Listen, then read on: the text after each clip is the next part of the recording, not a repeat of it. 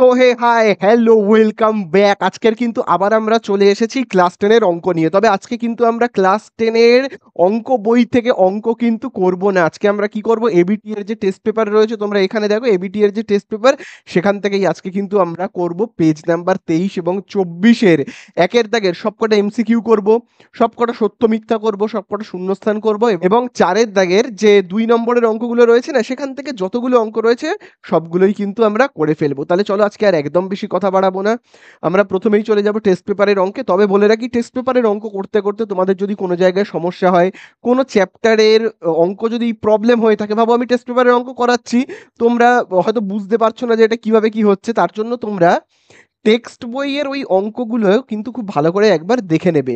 ঠিক আছে? টেক্সট বইয়ের সমস্ত অঙ্ক অর্থাৎ ক্লাস 10 এর পুরো সব চ্যাপ্টার আমি পুরো একদম প্লেলিস্ট দিয়ে রেখেছি। ডেসক্রিপশনে ক্লিক করো বা উপরে আই বাটনে ক্লিক করো, সেখানে কিন্তু তোমরা পুরো কি পেয়ে যাবে, ক্লাস 10 এর পুরো একদম প্রথম থেকে শেষ পর্যন্ত বেশিরভাগ প্রায় সব অঙ্কেরই ভিডিও কিন্তু দেওয়া রয়েছে। কোনো জায়গায় আটকে গেলে তোমরা ওইটা একবার দেখে নিও, তারপরে আবার তোমরা টেস্ট পেপারের অঙ্কটা দেখা স্টার্ট করবে। তাহলে চলো আজকে আর একদম বেশি কথা বাড়াবো না, আমরা প্রথমেই চলে যাব এবিটিএ পেজ নাম্বার 23 এর একের দাগে।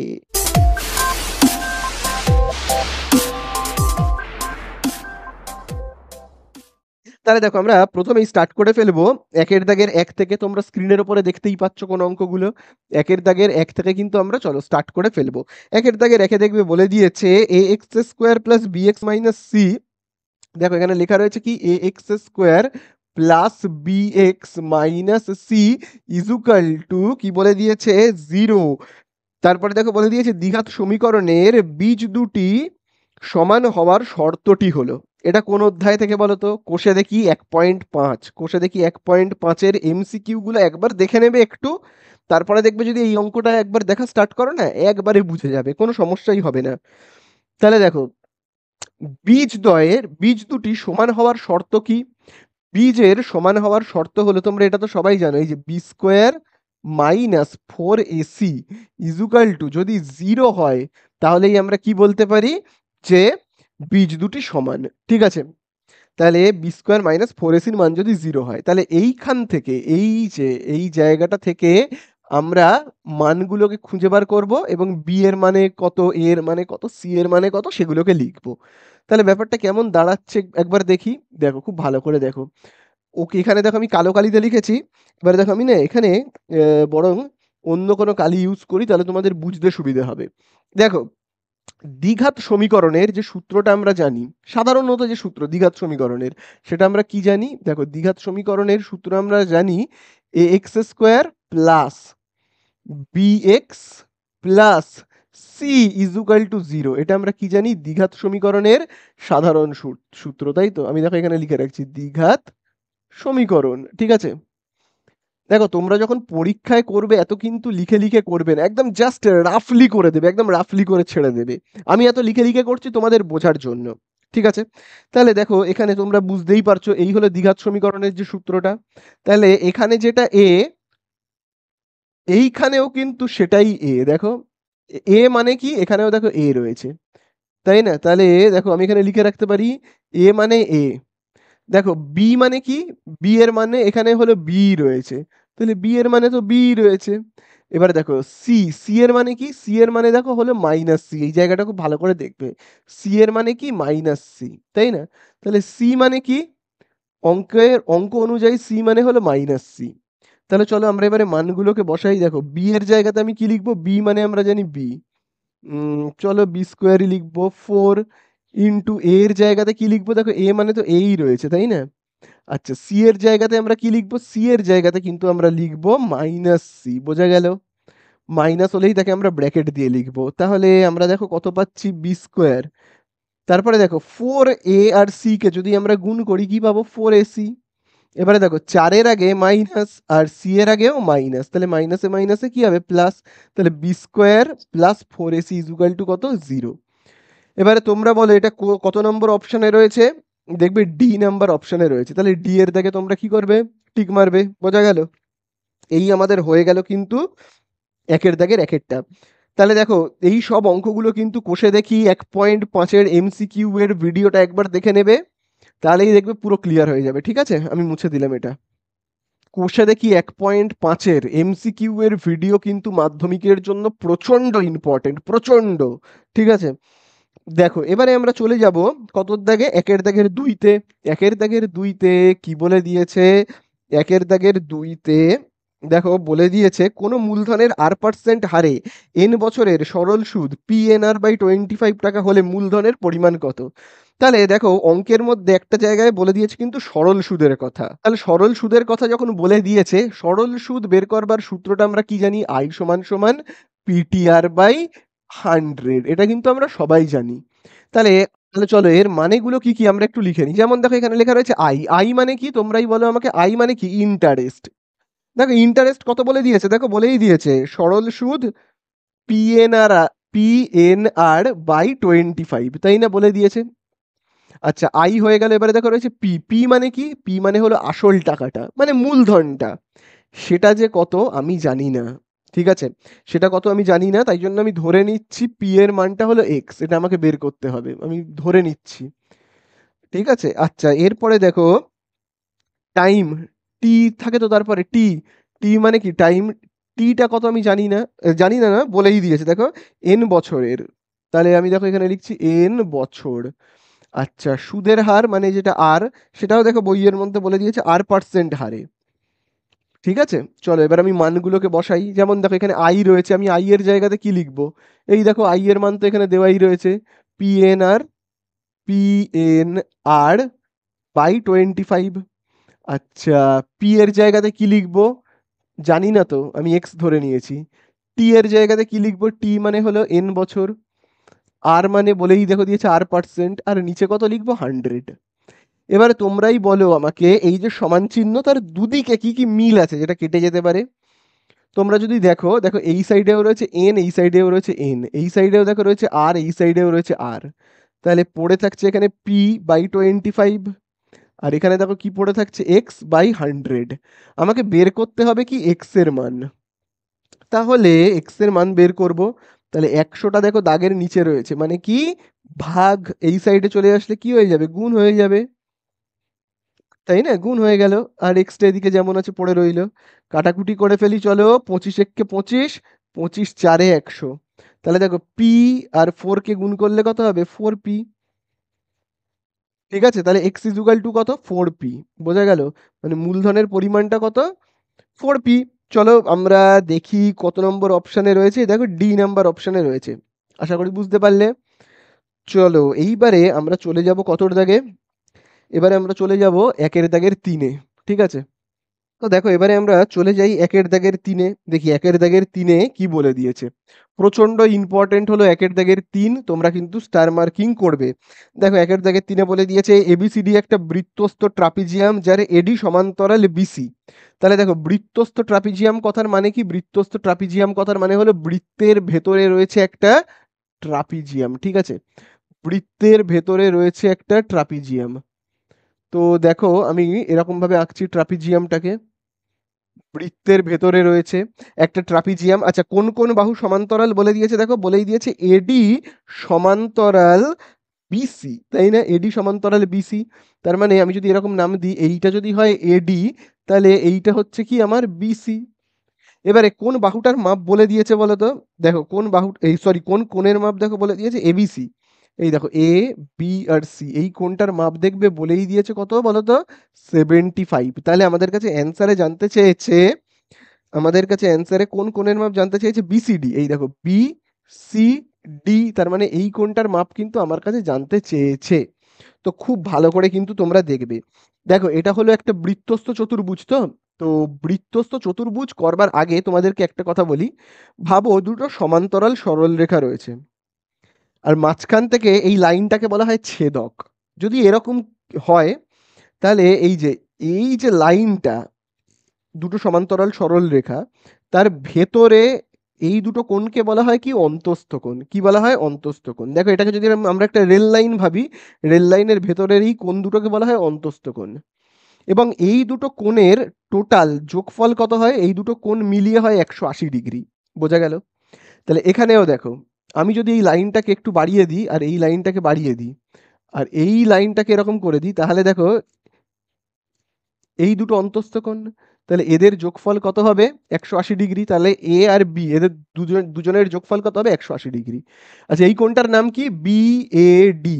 তাহলে আমি এখানে লিখতে পারি বিএডি যোগ এই কোণটার নাম কি এবিসি। এবিসি দুজনের যোগফল কত হবে 180 ডিগ্রি। বোঝা গেল? এবার আমি এটাকে আবার মুছে দিই, এটাকে আমি আবার মুছে দিচ্ছি। হ্যাঁ, তাহলে আশা করি তোমরা বুঝতে পারলে। তাদের মধ্যে একজনের মান আমি জানি, এই যে এইটার মান আমি কিন্তু জানি কত 75 ডিগ্রি। তাহলে বিএডি কত হচ্ছে দেখি, বিএডি কত হবে তাহলে। দেখো বিএডি তাহলে হবে, খুব ভালো করে দেখবে, +75 এই সাইডে চলে গেলে হবে কিন্তু -75। তাহলে বিএডি ইজ ইকুয়াল টু কত হচ্ছে, দেখো 180 থেকে 75কে যদি আমরা বিয়োগ করি কত পাবো 105। তাহলে বিএডি মানে কি, এই যে বিএডি এই কোণটা কত বেরিয়েছে, এই কোণটা বেরিয়েছে কিন্তু 105। মনে রাখবে এই কোণটা কত 105। কিন্তু এই কোণটা জানতেই চাইনি, জানতে চেয়েছে কিন্তু এইটা সিটা। তো এইবারে খুব ভালো করে তোমরা দেখো, খুব ভালো করে বুঝবে। হ্যাঁ? বৃত্তস্থ চতুর্ভুজের অর্থাৎ বৃত্তের ভেতরে যদি কোনো এরকম চতুর্ভুজ থাকে, বৃত্তের ভেতরে যদি এরকম কোনো চতুর্ভুজ থাকে, তাহলে তার বিপরীত কোণগুলো মানে এইটা এর বিপরীতে কোণটা এইটা, মানে এই যে কোণাকুনি যাকে আমি বলি, কোণাকুনি কোণগুলোর যোগফল সর্বদা হবে 180 ডিগ্রি। বোঝা গেল? কোণাকুনি মানে এই যে এর কোণাকুনিতে কে রয়েছে সি, এদের দুজনের যোগফল কত হবে, হবে কিন্তু এদের এইটার যোগফল হবে 180 ডিগ্রি। মানে আমরা কি বলতে পারি, অতএব কোণ এই যে বিএডি, কোণ বিএডি যোগ যেটা বের করতে বলে দিয়েছে, মানে কি এই যে এইটা কোণ বিসিডি, এদের দুজনের যোগফল কত হবে 180 ডিগ্রি। এটা কিন্তু মনে রাখবে। এইবারে দেখো বিএডির জায়গায় আমি কত বসাবো, বিএডির মান আমি জানি বিএডি, এখানেও দেখো বলে দেওয়া রয়েছে কত 105, এখানটায় রয়েছে কত 105, আর এখানে বিসিডির মান আমি জানি না। তাহলে এখানে দেখো যেমন আছে দেখে দেখে টুকে দিলাম। তাহলে এখানে দেখো কত হচ্ছে, 105টাকে ওই সাইডে পাঠিয়ে দেবো।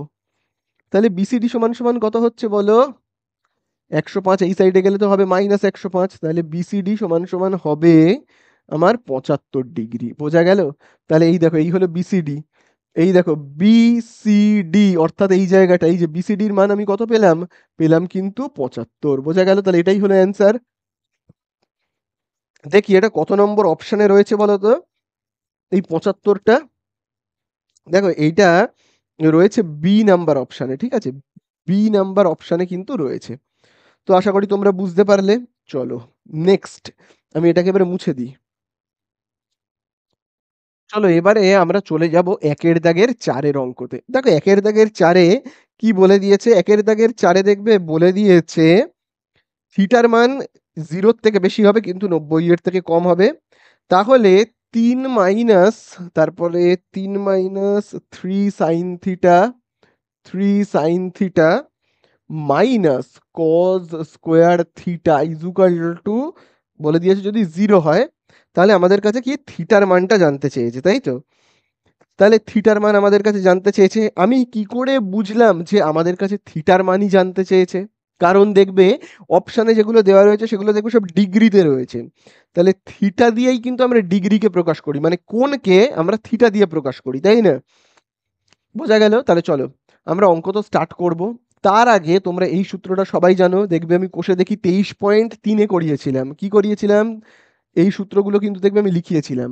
এই যে sine square theta plus cos square theta সমান সমান কত হয়, 1 হয়। মনে পড়েছে?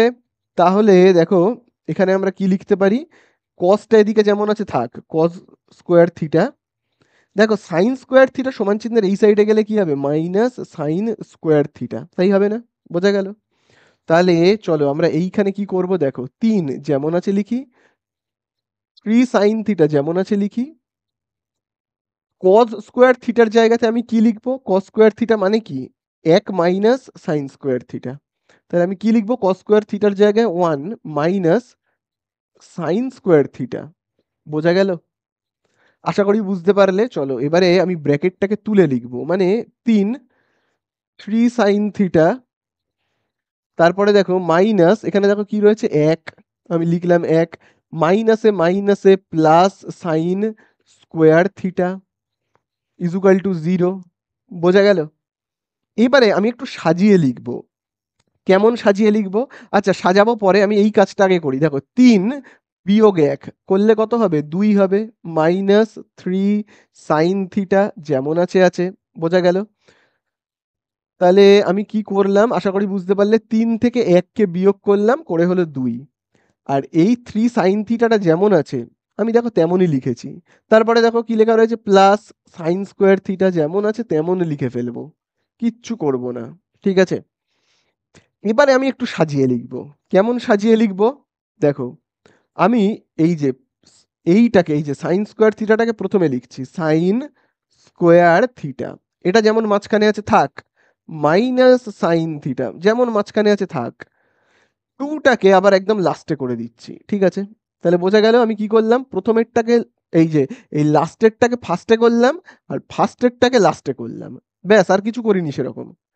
কেন করলাম? কারণ আমি এবারে মিডিল টার্ম করতে চাই, এখানে মিডিল টার্ম করব। তাহলে দেখো মিডিল টার্ম করলে কেমন হবে? তোমরা তো সবাই জানো উৎপাদক বিশ্লেষণ কিভাবে করে। দেখো এখানে কত রয়েছে? ২। ২ কিভাবে নামতাতে আসে বলো তো? ২ একে ২। এখানে দেখো রয়েছে যোগ চিহ্ন, যোগ দেব, কত হবে? ৩। বোঝা গেল? তাহলে আশা করি বুঝতে পারলে। চলো এবারে তাহলে আমি এখানে মিডিল টার্ম করি। তাহলে দেখো এখানে কি রয়েছে? সাইন স্কোয়ার থিটা মাইনাস ৩টাকে লিখবো না, আগে আমি সাইন থিটাটাকে লিখবো। সাইন থিটা ৩কে আমি কিভাবে লিখবো? এইভাবে লিখবো, ২ যোগ ১, ২ যোগ ১ প্লাস 2টা যেমন আছে দেখে দেখে টুকে দিলাম। ওকে, আচ্ছা এরপরে দেখো আমরা কিভাবে করব, খুব ভালো করে দেখবে। দেখো এইবারে আমরা কি করব? দেখো সাইন থিটা যেমন, সাইন স্কোয়ার থিটা যেমন আছে আছে, খুব ভালো কথা। সাইন থিটা দিয়ে আমি গুণ করব, একবার ২ কে একবার ১ কে। তাহলে দেখো সাইন থিটা দিয়ে ২ কে গুণ করলে কত হবে? 2 সাইন থিটা। সাইন থিটা দিয়ে আমরা যদি ১ কে গুণ করি তাহলে কত হবে? মাইনাস হবে, কারণ দেখো সাইন থিটার আগে মাইনাস, আবার ১ এর আগেও প্লাস, প্লাসে মাইনাসে মাইনাস। তাহলে সাইন থিটা হবে। বোঝা গেল? সাইন থিটা দিয়ে ১ কে গুণ করলে কি হবে? হবে কিন্তু sine theta. Plus 2 equal to 0। চলো এবারে আমরা কমন নেব, কমন নেওয়ার পালা। সাইন স্কোয়ার থিটা আর সাইন থিটা থেকে কমন কি যাবে তোমরাই বলো? কমন যাবে সাইন থিটা। তাহলে দেখো আমরা এখানে লিখছি সাইন থিটা। তাহলে দেখো সাইন স্কোয়ার থিটা থেকে যদি একটা সাইন থিটা কমন যায় তাহলে পড়ে কি থাকবে? আর একটা সাইন থিটা। আচ্ছা, এই পুরো 2 সাইন থিটা থেকে যদি সাইন থিটা কমন চলে যায় তাহলে পড়ে কি থাকছে? পড়ে থাকবে এই 2টা। ঠিক আছে, আশা করি বুঝতে পারলে। তারপরে দেখো এই দুটো জায়গা থেকে কমন নেব। এই দুটো জায়গা থেকে কমন নিলে এবার আমরা কি থাকবে? দেখো সাইন থিটা আর 2 থেকে তো কিছুই কমন যায় না, তার মানে 1 কমন যাবে। তাহলে পড়ে থাকবে কি? সাইন থিটা, দেখো মাইনাসে আর এই প্লাসে কি হবে? মাইনাস 2 যেমন আছে আছে। তাহলে এবারে দেখো ব্র্যাকেটের মধ্যে থাকছে কি? Sign theta minus 2। আচ্ছা, ব্র্যাকেটের বাইরে কে কে রয়েছে? দেখো ব্র্যাকেটের বাইরে সাইন থিটা আর -1, সাইন থিটা আর কি রয়েছে? -1। বোঝা গেল? এবার এখান থেকে আমরা মান বের করব। দেখো কিভাবে মান বের করব? আমি যদি মাঝখান থেকে দাগ কেটে দিই তাহলে দেখো এখানে কি রয়েছে, খুব ভালো করে দেখবে। সাইন থিটা -2 ইজুকাল টু, এই যে এই জিরোটাকে লিখবো, আবার এইটাকে লিখবে। এই দেখো সাইন থিটা কি রয়েছে? দেখো সাইন থিটা -1 ইজুকাল টু 0। এইবারে দেখো সাইন থিটা ইজুকাল টু এখানে কত হবে? দেখো সাইন থিটা ইজুকাল টু, দেখো -2 এই সাইডে গেলে কি হবে? +2। আবার এই সাইডে দেখবে খুব ভালো করে, দেখো সাইন থিটা, দেখো -1 এই সাইডে গেলে কি হবে? +1। বুঝতে পারলে তো? এইবারে দেখো আমি যদি, এখানে তো জায়গা নেই তাই জন্য আমি এই সাইডটায় করছি, আমি দাগটাকে আবার এখান থেকে কাটছি। দেখো সাইন থিটা ইজুকাল টু 2, তাহলে আমি আচ্ছা আমি আগে এই সাইডটা করি। দেখো সাইন থিটা ইজুকাল টু 1, তাহলে দেখো আমি এখানে দেখো লিখছি সাইন থিটা ইজুকাল টু 1 লিখবো না। তোমরা বলো তো 1 হলো সাইন কত ডিগ্রির মান? এই 1 হলো সাইন কত ডিগ্রির মান? দেখো 1 হলো কিন্তু সাইন 90 ডিগ্রির মান, তাই না? 90 ডিগ্রির মান। তাহলে বলো এবারে কি হবে? দুই দিকে কি কি মিল আছে? দেখো সাইন আর সাইন কেটে গেলে পড়ে থাকছে কি? থিটা ইজুকাল টু কত? 90 ডিগ্রি, তাই না? বোঝা গেল? 90 ডিগ্রি। তাহলে দেখো এবার আমি যদি ঠিক একইভাবে দেখো এখানে দেখো রয়েছে সাইন থিটা ইজুকাল টু 2। দেখো সাইন থিটা ইজুকাল টু, আমি যদি 2 তো লিখবো না, 2 সাইন কত ডিগ্রির মান? সাইনের কিন্তু কোনো কিছুর মানই 2 হয় না। যেমন 1 সাইন কত ডিগ্রির মান? সাইন 90 ডিগ্রির মান। 2 সাইন কত ডিগ্রির মান? 2 সাইন কোনো ডিগ্রিরই মান নয়। তাই জন্য আর আমি এখানে অঙ্কটা আর এখানে কন্টিনিউ করতে পারবো না, এটাই হয়ে যাবে উত্তর। তাহলে বলে দিয়েছে থিটার মান কত হবে? দেখো থিটার মান আমরা কত পেলাম? থিটার মান কিন্তু পেলাম আমরা 90 ডিগ্রি। ঠিক আছে? তাহলে এই 90 ডিগ্রিটা কত নম্বর অপশনে দেখো রয়েছে? সি এর দাগে রয়েছে কিন্তু। ঠিক আছে? সি এর দাগে রয়েছে অ্যান্সার। তাহলে আশা করি তোমরা বুঝতে পারলে। চলো আমরা নেক্সট অঙ্কতে চলে যাই, এটাকে আমি মুছে দিই। তো দেখো এবারে আমরা চলে যাব একের দাগের পাঁচে। দেখো একের দাগের পাঁচ কিন্তু প্রচন্ড ইম্পর্টেন্ট। এখানে বলে দিয়েছে একটি গোলকের আয়তন 4/3 পাই আর কিউব ঘন একক, ইহা একটি ঘনকের মধ্যে অবস্থিত, তবে ঘনক এবং গোলকের আয়তনের অনুপাত কত? তাহলে দেখো এখানে একটা ঘনক রয়েছে, আগে আমি ঘনকটাকে আঁকি। তো ভাবো এই হলো একটা ঘনক। ঠিক আছে? এই হলো একটা ঘনক। এবারে আমি এগুলোকে যুক্ত করে ফেলি।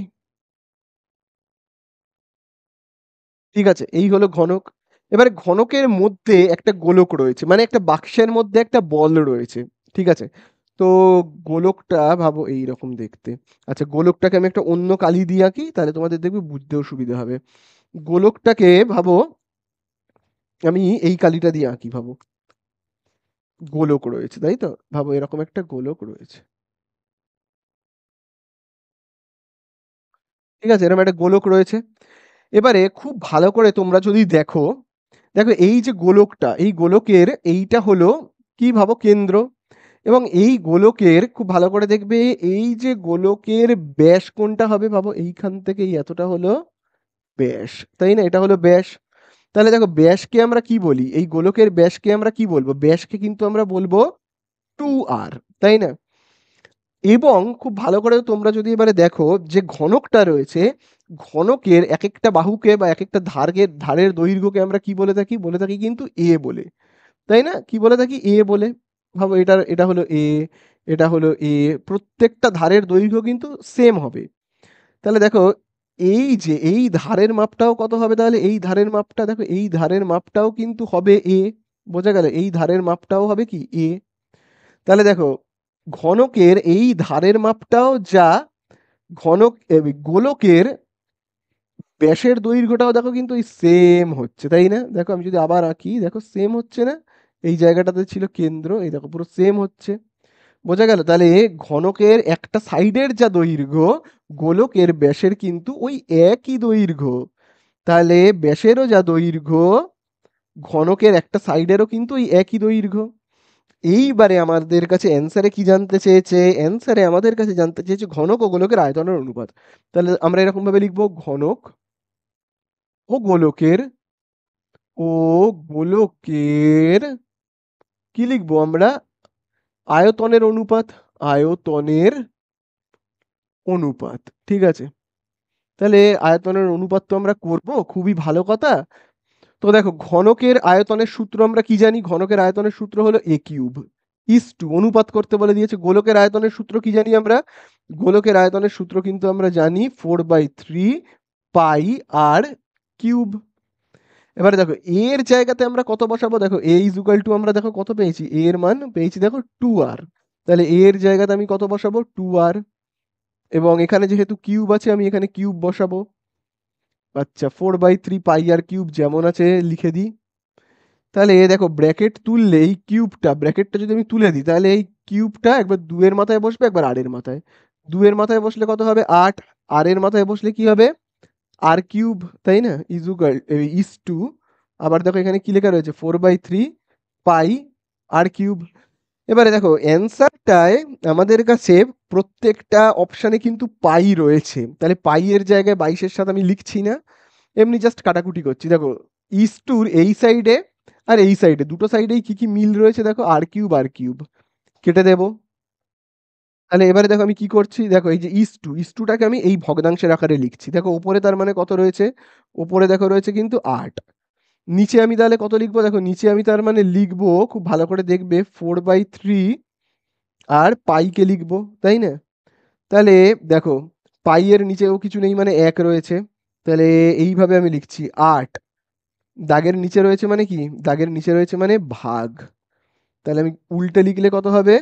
উল্টে লিখলে হবে কত? 3/4 ইন্টু, দেখো পাই এর নিচে কি রয়েছে? 1, উল্টে লিখলে কত হবে? 1/পাই। 1 বাই কি লিখবো আমি? পাই। ঠিক আছে? কাটাকুটি করি, দেখো 4 একে 4, 4 দুয়ে 8। তাহলে দেখো এখানে পাচ্ছি কত? দেখো এখানে পাচ্ছি 2 আর এখানে কত পাচ্ছি? 3। করলে হবে কত আমার? 6, তাই তো? আর 1 কে গুণ করলে সেই 6ই হচ্ছে। আর নিচে দেখো কত থাকছে? নিচে দেখো থাকছে কিন্তু কেবলমাত্র এই পাইটা। তাহলে আমরা যদি এবারে অনুপাতে লিখি তাহলে কেমন হবে? হবে কিন্তু 6:পাই। বোঝা গেল? তাহলে এই হয়ে গেল কিন্তু আমাদের দেখো অ্যান্সার। এবং দেখো এটা কত নম্বরে দেখো রয়েছে? সি এর দাগে কিন্তু এর অপশনটা রয়েছে। সি এর দাগের অপশনে রয়েছে। তাহলে আশা করি বুঝতে পারলে। চলো নেক্সট আমরা এবারে চলে যাব কতর দাগে? 6 এর দাগে। তাহলে দেখো এবারে আমরা চলে যাব কতর দাগে? 6 এর দাগে। তো দেখো 6 এর দাগে কি বলে দিয়েছে?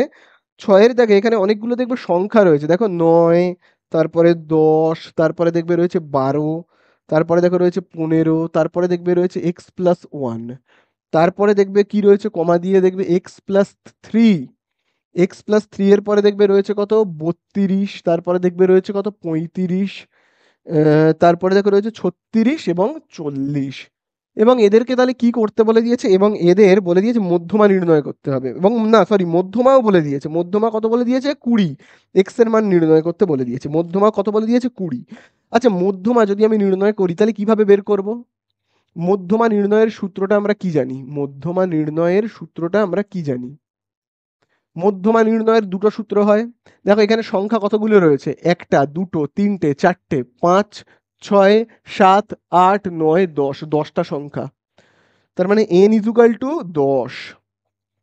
তাহলে যদি n 10 হয় মানে জোড় সংখ্যা হয়, তাহলে আমরা কোন সূত্র ইউজ করব? 1/2 ইন্টু n/2 প্লাস আবার n/2 প্লাস 1, এই সূত্রটাকে আমরা ইউজ করব, তাই না? এবারে মানগুলোকে বসাই। মধ্যমার জায়গাতে কত বসাবো? বইয়ের মধ্যেই বলে দিয়েছে, অঙ্কের মধ্যে 20। তাই তো 20 বলে দিয়েছে তো মধ্যমার মানটা। হ্যাঁ মধ্যমার মান 20। আচ্ছা 1/2। আচ্ছা n এর জায়গাতে কত বসাবো? n হলো 10, মানে 10 খানা সংখ্যা রয়েছে, 10/2। আচ্ছা আবার দেখো এখানে আমরা কি লিখবো? 10/2 প্লাস 1। তাহলে এখানে আমরা দেখো পাচ্ছি কত? 20। আবার দেখো 1/2। দেখো 10কে 2 দিয়ে ভাগ করলে কত হবে? 5। পাশে কি লিখবো? তম সংখ্যা, তাই না? তম সংখ্যা। আচ্ছা আবার দেখো এখানে দেখো রয়েছে প্লাস, আমিও প্লাস দিচ্ছি। 10কে 2 দিয়ে ভাগ করলে কত হবে? 5। 5-এর সঙ্গে 1 যোগ করলে কত হবে? 6 তম সংখ্যা বলে আমরা লিখব। বোঝা গেল? আশা করি বুঝতে পারলে। তাহলে চলো এবারে আমরা কি করব? 20 ইজুকাল টু, দেখো 1/2 যেমন আছে আছে। খুব ভালো করে দেখবে 5তম সংখ্যার জায়গায় কি লিখবো? দেখো এটা হলো প্রথম, দ্বিতীয়, তৃতীয়, চতুর্থ, এইটা হলো 5তম সংখ্যা। এই যে x+1টা হলো কি? 5তম সংখ্যা। তাহলে এখানে আমি কি লিখবো? x+1। বোঝা গেল? 6তম সংখ্যার জায়গায় কি লিখবো? এটা যদি 5তম হয় তাহলে পরেরটা হলো কি? 6তম। তাহলে 6তম হলো কি আমাদের? x+3। আচ্ছা এইবারে খুব ভালো করে দেখবে, দেখো দাগের নিচে কি রয়েছে? 2। দাগের নিচে রয়েছে মানে ভাগ, এই সাইডে চলে গেলে কি হবে? গুণ হয়ে যাবে, তাই না? গুণ হয়ে যাবে। আর এইখানে কি থাকছে? আমি যদি ফার্স্ট ব্র্যাকেট তুলে দিই তাহলে x+1 প্লাস x+3 যেমন আছে আছে। কি করলাম? জাস্ট ফার্স্ট ব্র্যাকেট তুলে দিয়ে লিখে দিলাম। তাহলে এখানে দেখো পাচ্ছি কত? 20 দুগুণে 40। আবার এখানে দেখো x আর x যোগ করলে কত হবে? 2x। 1 আর 3 যোগ করলে কত হবে? 1 আর 3, এই যে 1 আর 3 যোগ করলে হবে এখানে কত? 4। তাহলে এখানে কত হচ্ছে? 40 প্লাস 4, এই সাইডে আসবে -4। তাহলে এখানে আমরা কত পাচ্ছি দেখি? 40 থেকে 4 বিয়োগ করলে হবে কত? 36 ইজুকাল টু কত? 2x। বোঝা গেল? আচ্ছা এবারে 2টা দেখো কি রয়েছে? x এর সঙ্গে গুণ রয়েছে। এবার এই সাইডে আসবে, আসলে কি হবে? আমি যদি এই দিকে করি তাহলে 36 এর নিচে গিয়ে বসবে। 2টা গুণ রয়েছে, এই সাইডে আসলে ভাগ হবে। তাহলে x ইজুকাল টু কত হচ্ছে? 2 একে 2, 2 8 এবং 36, তাহলে 18। তাহলে এক্স ইজুকাল টু কত হলো 18, বোঝা গেল? তাহলে এক্স এর মান আমরা কত পেলাম 18, এবং এটা কত নম্বর অপশনে দেখো রয়েছে, সি নাম্বার অপশনে কিন্তু রয়েছে। তাহলে এই হয়ে গেল আমাদের অঙ্ক শেষ। চলো এইবারে আমরা চলে যাব কতর দাগে, শূন্যস্থান পূরণগুলোতে কিন্তু আমরা এবারে চলে যাব, ঠিক আছে? তো আমি দেখো এটাকে মুছে দিচ্ছি। তো দেখো এবারে আমরা চলে যাব 2 এর দাগের শূন্যস্থান পূরণগুলোতে। 2 এর দাগের একে সেই আবার ইম্পর্টেন্ট অঙ্ক। কোন অঙ্ক আশা করি তোমরা বুঝতে পেরেছো। কোষে দেখি 1.5 এর এমসিকিউ সেখান থেকেই এসছে। দেখো বলে দিয়েছে a x square plus b x plus c equal to যদি 0 হয়, তাহলে সমীকরণের বীজগুলো একে অপরের যদি অনন্যক হলে শূন্যস্থান। তাহলে সমীকরণের দুটো বীজ একটা অপরটার অনন্যক, মানে অনন্যক মানে কি, একটা যদি 5 হয় তাহলে আরেকটা হবে 5-এর ঠিক উল্টো কি হয়, 1/5, বোঝা গেল? এরকম ব্যাপার, অনন্যক মানে হলো উল্টো।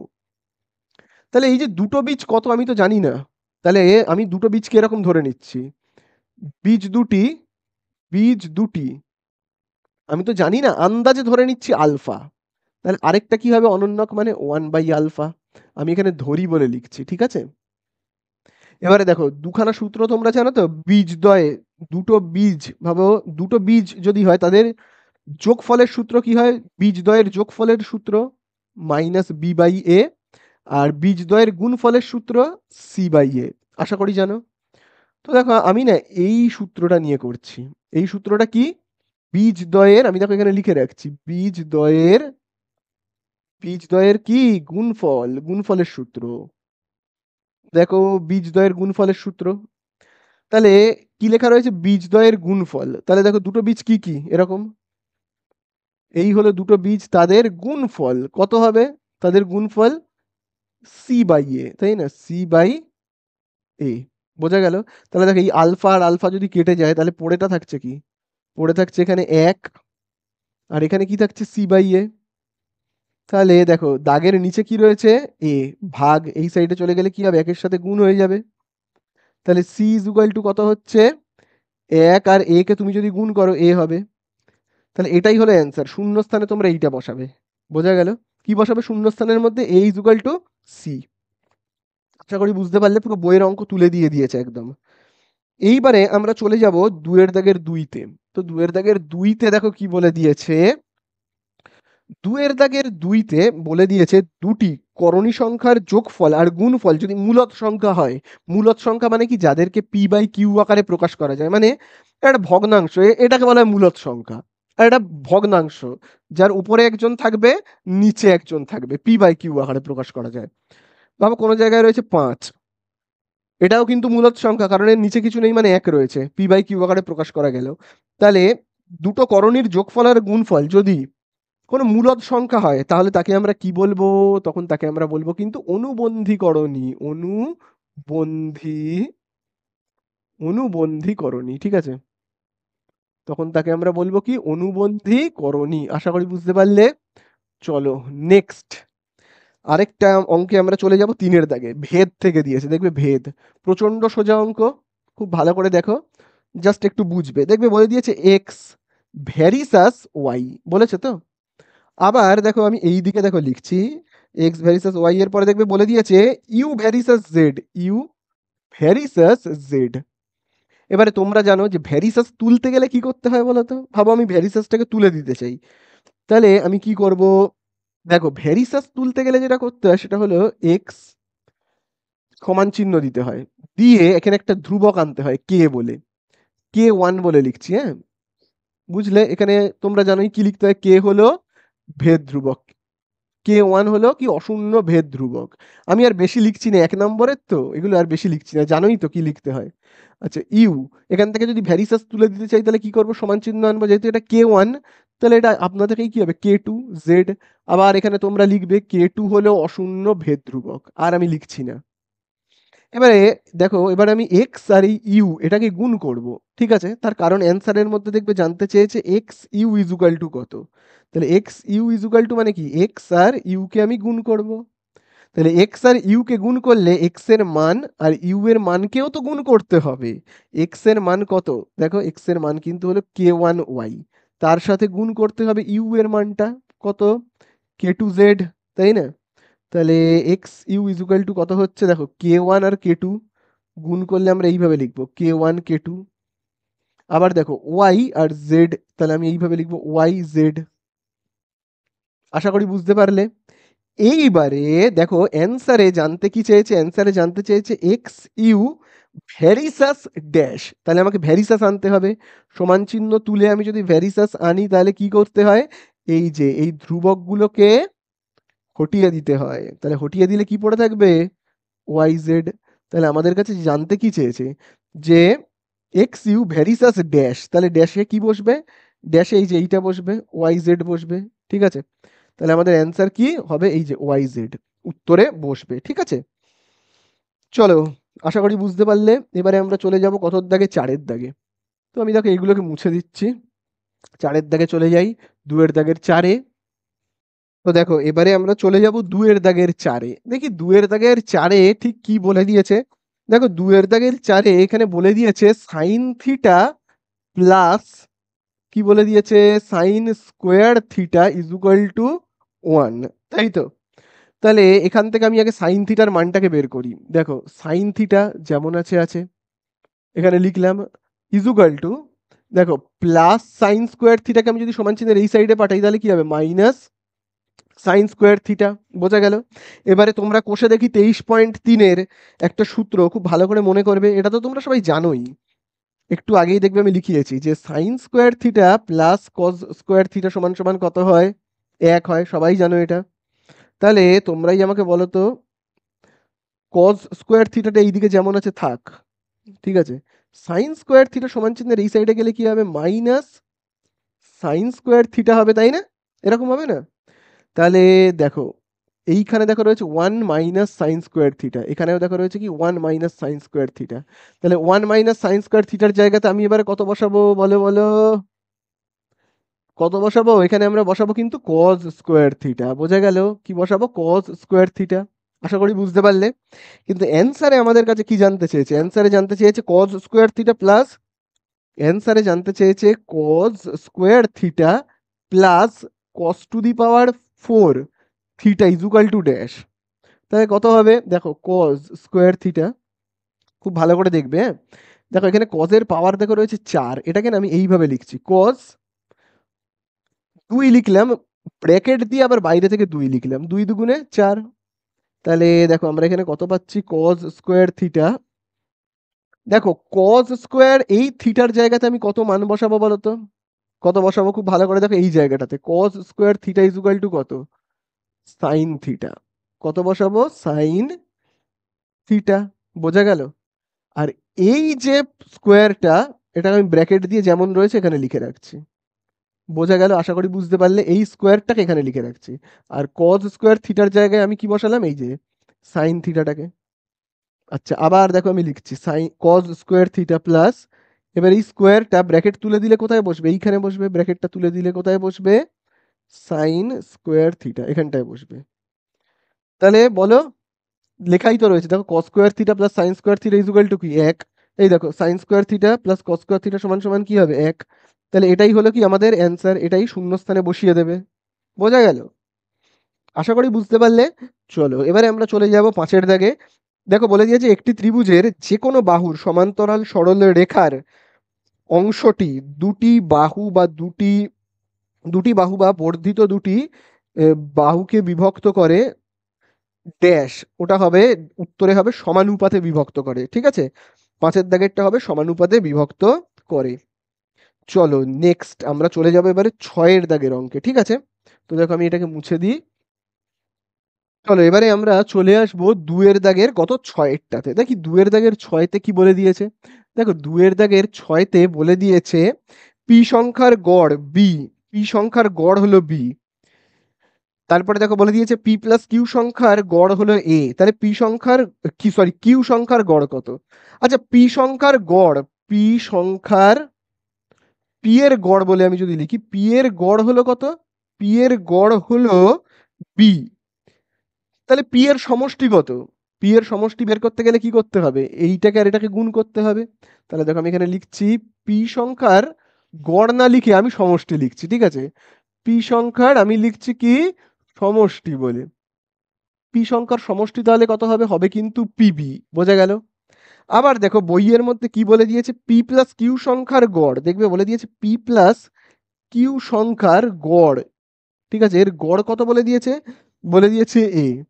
তাহলে পি প্লাস কিউ সংখ্যার সমষ্টি কত হবে, পি প্লাস তাহলে কিউ সংখ্যার সমষ্টি কত হবে, তাহলে হবে কি এর সাথে গুণ করব আমরা কি পি প্লাস কিউ কে, বোঝা গেল।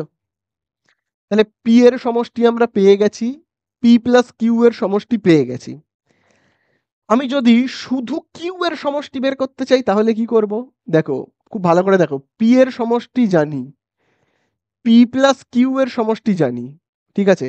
আমি কি বের করতে চাই, আমি শুধুমাত্র কিউ এর সমষ্টি বের করতে চাই। এখানে যেমন শুধুমাত্র পি এর সমষ্টি রয়েছে, আমি শুধুমাত্র কিউ এর সমষ্টি বের করতে চাই। তাহলে কি করব, দেখো পি প্লাস কিউ থেকে আমি যদি পিটাকে কাটিয়ে দিতে পারি তাহলে আমি কি পেয়ে যাব, কিউ পেয়ে যাব, তাই না, বোঝা গেল আমি কি বললাম। তাহলে আমাকে কি করতে হবে, খুব ভালো করে দেখবে, পি প্লাস কিউ থেকে, পি প্লাস কিউ থেকে আমি যদি শুধু এই পিটাকে বিয়োগ করে দিই, পিটাকে, তাহলে আমি কি পেয়ে যাব, তাহলে আমি পেয়ে যাব কিন্তু এই দেখো মাইনাস পি প্লাস পি কেটে গেল, শুধু পড়ে রয়েছে কিউ। কিউ সংখ্যার সমষ্টি বের করতে আমাকে গেলে আমাকে কি করতে হবে, পি প্লাস কিউ থেকে পি কে মাইনাস করতে হবে, পি প্লাস কিউ থেকে পি কে মাইনাস করতে হবে, বোঝা গেল। তাহলে আমি দেখো এখানে কি লিখছি, কিউ সংখ্যার সমষ্টি, কিউ সংখ্যার সমষ্টি। তাহলে কিউ সংখ্যার সমষ্টি বের করতে গেলে আমাকে কি করতে হবে, আমি এক্ষুনি বললাম পি প্লাস কিউ থেকে পি কে বিয়োগ করতে হবে। তাহলে পি প্লাস কিউ থেকে মানে পি প্লাস কিউ এর মানটা কত, দেখো এইটা, এই হলো পি প্লাস কিউ। এখান থেকে আমাকে মাইনাস করতে হবে, কি মাইনাস করতে হবে, এই যে বললাম পি এর মানটাকে, তাহলে দেখো পি এর মান কত, পি এর মান হলো পিবি, তাই না। তাহলে এই হলো কিউ সংখ্যার সমষ্টি, বোঝা গেল। কিন্তু অ্যান্সারে জানতে চেয়েছে কিউ সংখ্যার গড় কত, তাহলে গড় বের করতে গেলে কি করতে হয়, কিউ সংখ্যার আমি যদি গড় বের করতে চাই তাহলে কি করতে হবে, কিউ দিয়ে আমাকে ভাগ করতে হবে, ভাগ করতে হবে, তাহলে p plus q minus p b, এটাকে ভাগ করব কি দিয়ে, আমি কিউ দিয়ে, বোঝা গেল। আশা করি বুঝতে পারলে। হিসাব মতো এখানে এই অঙ্ক শেষ করলেও করা যায়, কিন্তু উত্তরের সাথে যদি মেলাতে চাও তাহলে আরেকটু কিন্তু অঙ্কটা করতে হবে। দেখো অঙ্কটা আমরা আরেকটু যদি করি, খুব ভালো করে কিন্তু দেখবে। এবারে দেখো আমরা কি করবো, এই যে এ দিয়ে আমরা গুণ করবো, একবার পি কে একবার কিউ কে। তাহলে এ দিয়ে পি কে গুণ করলে কত হবে, গুণ করলে হবে এপি। এ দিয়ে কিউ কে গুণ করলে কত হবে, হবে কিন্তু এ কিউ মাইনাস, তাহলে এ কিউ হলো, আর এখানে দেখো পিবি যেমন আছে আছে। আচ্ছা এখানে দেখো নিচে কি রয়েছে, কিউ রয়েছে। এইবারে খুব ভালো করে দেখবে এপিটা যেমন আছে থাক, মাইনাস পিবিটাকে আমি এই সাইডে আনছি, ঠিক আছে, মাইনাস পিবিটাকে কেন আনলাম, যাতে আমি এখান থেকে P R P K common নিতে পারি। আর এই যে যেটা রয়েছে এই যে এ কিউ, এটাকে আমি সাইডে করে লিখছি, এইখানে লিখছি এ কিউ কে। তাহলে দেখো আমি কি করলাম, এ কিউ কে লাস্টে নিয়ে গেলাম আর পিবিটাকে এইখানটাতে আনলাম, ঠিক আছে, নিচে যেমন কিউ আছে আছে। চলো এইবারে আমরা কি করব, কমন নেব, দেখো এখানেও পি এখানেও পি, তাহলে আমি যদি পি কমন নিই এই দুটো জায়গা থেকে, তাহলে কি পড়ে থাকবে, এখানে থাকছে এ, এখানে কি থাকছে বি, আর দেখো এ কিউটা যেমন আছে থাকবে, ঠিক আছে, এ কিউ যেমন আছে থাক, নিচে ডিভাইড বাই কিউ যেমন আছে রয়েছে। তাহলে দেখো এবারে আমরা কি পাবো, খুব ভালো করে দেখো, এবার কিউ দিয়ে আমরা ডিভাইড করব, কিউ দিয়ে কাকে কাকে, একবার এইটাকে ডিভাইড করব, এই যে এইটুকুনি অংশকে, পি ইন্টু এ মাইনাস বি, তারপরে কিউ দিয়ে আমরা এই যে এ কিউকে ডিভাইড করব। করলে কেমন হবে দেখো, তাহলে করলে হবে কিউ দিয়ে একবার আমি এইটাকে ডিভাইড করব, এই যে এ মাইনাস বি বাই কিউ, তারপরে আমি কাকে ডিভাইড করব, এই যে এ কিউকে আমি ডিভাইড করব কি দিয়ে, করব এই কিউ দিয়ে, ঠিক আছে। তাহলে কাটাকুটি করি চলো, নিচে কিউ ওপরে কিউ কাটবে, তাহলে পড়েটা থাকছে কি, পড়ে থাকছে এই যে দেখো, আমি এইবারে এইখানে এইভাবে লিখছি, দেখো পড়ে থাকছে পি, শুধু কিউটাকে আমি এই পি এর নিচে লিখছি, ঠিক আছে, আর পাশে লিখছি এ মাইনাস বি কে প্লাস, আর এখানে দেখো শুধু কি পড়ে থাকছে, পড়ে থাকছে কিন্তু এ। তাহলে এই হয়ে গেল অ্যান্সার, তাহলে শূন্য স্থানে তোমরা কিন্তু এইটাকে লিখবে। আশা করি বুঝতে পারলে। চলো এইবারে আমরা চলে যাব, আমি এগুলোকে মুছে দিচ্ছি, এবারে আমরা চলে যাব সত্য মিথ্যাতে, দেখি সত্য মিথ্যাতে কি বলছে। চলো সত্য মিথ্যাতে দেখি কি বলে দিয়েছে, দেখো সত্য মিথ্যাতে বলে দিয়েছে 3 এর দাগের 1-এ, খুবই সোজা একটা প্রশ্ন, বলে দিয়েছে দেখো x square plus x plus one is equal two 0। দ্বিঘাত সমীকরণের বীজগুলি বাস্তব। তাহলে দেখো দ্বিঘাত সমীকরণের এই দ্বিঘাত সমীকরণের বীজগুলো কি বাস্তব নয় আমাকে বের করতে হবে। তার জন্য আমাকে কোন সূত্রটা লিখতে হবে, a x square plus b x plus c. তাহলে দেখো আমি ওর ঠিক নিচে লিখছি a x square plus b x plus c. তাহলে এ সমান সমান 0। তাহলে এখান থেকে আমি দেখো এ মানে কত, বি মানে কত, সি মানে কত, এগুলো একটু লিখে ফেলি। এ মানে কত, বি মানে কত, সি মানে কত। দেখো এর বরাবরের ওপরে কিছু নেই মানে কি 1 রয়েছে, তাহলে দেখো এ মানে 1। এখানে দেখো এক্স স্কোয়ারের বরাবরে এক্স স্কোয়ার রয়েছে, এর বরাবরে কিছু নেই মানে 1। আবার দেখো এখানে এক্স এক্স এর বরাবরে এক্স, বি এর বরাবরে কিছু নেই মানে কি রয়েছে, এখানে 1 রয়েছে, তাই না? তাহলে বি এর মান কত 1। সি এরও মান দেখো সি এর বরাবরের উপরে 1 রয়েছে, তার মানে সি মানে কত 1। এবারে দেখো বাস্তব হতে গেলে কি শর্তটা মানতে হবে বলো তো, বি স্কোয়ার মাইনাস 4ac তার মান যদি 0 হয় বা শূন্যের চেয়ে বড় হয় তাহলেই কিন্তু হবে বাস্তব, নইলে কিন্তু হবে না। বি এর জায়গাতে কত বসাবো, বি এর জায়গাতে 1 বসাবো, মাথায় দেবো স্কোয়ার 4 ইন্টু এখানে দেখো এ এর জায়গাতে আমি কত বসাবো 1, সি এর জায়গাতে কত বসাবো 1। তাহলে দেখো 1 এর স্কোয়ার কত হবে 1, 4 একে 4, আবার 1 গুণ করলে 4 একে 4 বিয়োগ করলে এখানে হচ্ছে -3। তাহলে এই মানটা তো কি হচ্ছে, শূন্যের থেকে ছোট হচ্ছে, শূন্য বড় শূন্যের থেকে ছোট। তাহলে শূন্যের থেকে যদি ছোট কোনো মান বেরোয় তাহলে কি সেটা বাস্তব হয়, হয় না। তাহলে এইটা কখনোই বাস্তব হবে না এর বীজগুলো। তাহলে দেখো আমাকে প্রশ্নের মধ্যে কি বলেছে আমি আরেকবার পড়ে নিই। দেখো বলে দিয়েছে দ্বিঘাত সমীকরণের বীজগুলো বাস্তব হবে, একদমই হচ্ছে না বাস্তব। বাস্তব হলে সবসময় হয় শূন্য বা শূন্যের চেয়ে বেশি হতো, এই অ্যান্সারটা শূন্যের চেয়ে কম, তাহলে বাস্তব নয়। তার মানে আমরা কি লিখতে পারি, মিথ্যা, বাস্তব হচ্ছে না মোটেও। বোঝা গেল? চলো নেক্সট আমরা চলে যাই কতর দাগে, 2 এর দাগে। 2 এর দাগে দেখি আমাদেরকে কি বলে দিয়েছে, আমি এটাকে মুছে দিই চলো। দেখি 3 এর দাগের 2-তে কি বলে দিয়েছে। 3-এর দাগের 2-তে বলে দিয়েছে এক্স ভ্যারিসাস 1/y। চলো লিখে ফেলি তো, এক্স ভ্যারিসাস 1/y। ঠিক আছে, হলে x to the power n y to the power n এর মানটা হবে ধ্রুবক সংখ্যা। দেখি হয় কিনা। আমরা প্রথমে কি করবো, এবারে ভ্যারিসাসটাকে তুলবো। তুলতে গেলে আমাকে কি করতে হয়, ভ্যারিসাস তুলতে গেলে আমাকে এখানে আনতে হবে একটা কে, আনতে হয় সমান চিহ্ন দিয়ে একটা কে। আর এখানে 1/y যেমন আছে আছে। আর তোমরা এখানে জানো কি লিখতে হয়, কে কি অশূন্য ভেদ ধ্রুবক। আমি শর্টে লিখে দিচ্ছি, হ্যাঁ, কে ভেদ ধ্রুবক। আচ্ছা এবারে দেখো দাগের নিচে কি রয়েছে, ওয়াই, মানে ভাগ এই সাইডে চলে গেলে কি হবে, গুণ হয়ে যাবে এক্স ওয়াই। আর এখানে কি কে আর 1 গুণ হলে কি হবে, কে হবে। বোঝা গেল? এইবারে খুব ভালো করে কিন্তু তোমরা দেখবে, দেখো বলে দিয়েছে x to the power n আর y to the power n এর মানটা হবে ধ্রুবক। আচ্ছা এখানে এক্স এর মাথায় এন কি আছে, নেই তো। ওয়াই এর মাথায় এন আছে, নেই তো। অ্যান্সারে কিন্তু বলেছে এক্স এর মাথায় এন আর ওয়াই এর মাথায় এন হলে অ্যান্সার কত হবে। তাহলে আমাদেরকে কি করতে হবে, এক্স আর ওয়াই এর মাথায় একটা করে এন আনতে হবে। তাহলে সমান চিহ্নের এই দিকে আমি যদি পাওয়ারে এন আনি, তাহলে আমাকে সমান চিহ্নের এই দিকে যে রয়েছে কে, তার পাওয়ারেও এন আনতে হবে। বোঝা গেল? তাহলে আমি কি করলাম, দুজনেরই উভয় পক্ষের পাওয়ারকে এন দিয়ে গুণ করলাম। বোঝা গেল? তাহলে ব্র্যাকেট তুলে দিলে এই পাওয়ারটা এনটা একবার এক্স এর মাথায় একবার ওয়াই এর মাথায়, ঠিক আছে? তাহলে এই হলো x to the power n আর y to the power n সমান সমান কি কে টু দি পাওয়ার এন। এবারে তোমরাই আমাকে বলবে কে দিয়ে যদি কোনো উত্তর বেরোয়, এখানে অ্যান্সার কি বেরিয়েছে আমাদের, কে টু দি পাওয়ার এন। এটাই তো answer, x to the power n equal to y to the power n, তার মান কত, কে টু দি পাওয়ার এন। তাহলে কে দিয়ে যদি কোনো অ্যান্সার বেরোয়, যার অ্যান্সারে কে থাকবে, যার অ্যান্সারে কে থাকবে সেইটাকেই আমরা কি বলবো, ধ্রুবক। সেই অ্যান্সারটা হয়ে যাবে কি ধ্রুবক, কে দিয়ে কিছু রয়েছে মানেই কিন্তু সেটা হয়ে যাবে ধ্রুবক। তাহলে x to the power n আর y to the power n হচ্ছে কিন্তু সত্যিই ধ্রুবক। তাহলে এটা হলো কি, ট্রু হবে, সত্য হবে। ঠিক আছে, আশা করি বুঝতে পারলে। চলো এবারে আমরা চলে যাব কতর দাগে, 3-এর দাগে। 3-এর দাগেরটা কিন্তু দেখবে খুবই সোজা একটা অঙ্ক। তো 3-এর দাগের অঙ্কটা আমি দেখো এখানেই করে দিচ্ছি। দেখো 3-এর দাগে কি বলে দিয়েছে, 3-এর দাগে বলে দিয়েছে সাইন স্কোয়ার, দেখবে বলে দিয়েছে sine square 2θ plus cos square 2θ is equal to 1। এটাই তো বলে দিয়েছে, সরি 1 না 2 বলে দিয়েছে। তাহলে এই জায়গাটা বলে দিয়েছে 2 ইজ ইকুয়াল টু কি বলে দিয়েছে 2। খুব ভালো করে কিন্তু এই জায়গাটা দেখবে, এইখান থেকে আমি যদি যতটুকুনিকে বক্স করছি, এই বক্সটাকে বাদ দিয়ে দিই, তাহলে আমরা এখানে কি পাচ্ছি? Sine square theta plus cos square theta equal to কত হয় তোমরাই বলো?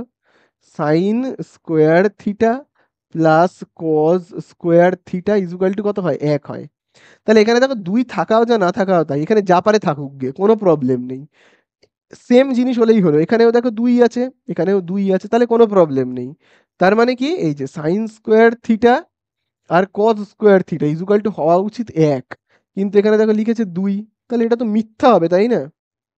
এটা তো মিথ্যা হবে। দেখো এখানে যদি 2 আর এখানে 3 থাকতো তাহলে কিন্তু এত সহজে ব্যাপারটা হতো না। যেহেতু এখানেও একই জিনিস আর এখানেও একই জিনিস, তাহলে আমরা বলতে পারি যে এটাও যে এটাও তাই তো, আর এদেরকে অতটা গুরুত্ব দেওয়ার দরকার নেই। তার মানে এই 2 আর এই 2 ভাবে যদি বাদ হয়ে যায়, তাহলে কি sign square theta cos square theta সমান সমান কিন্তু এখানে 1 হওয়া উচিত, কিন্তু ওখানে ভুল করে 2 দিয়েছে, তাহলে মিথ্যা হবে, তাই না? আশা করি বুঝতে পারলে। চলো এবারে আমরা চলে যাব 4-এর দাগে।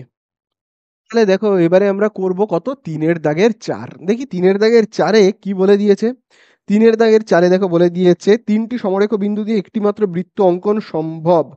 3টে সমরেখ বিন্দু, সমরেখ বিন্দু মানে কি? সমরেখ বিন্দু মানে একটা সরল রেখার ওপর 3টে বিন্দু। ভাবো এই একটা বিন্দু, ভাবো এ, এই একটা বিন্দু ভাবো বি, এই একটা বিন্দু ভাবো ও।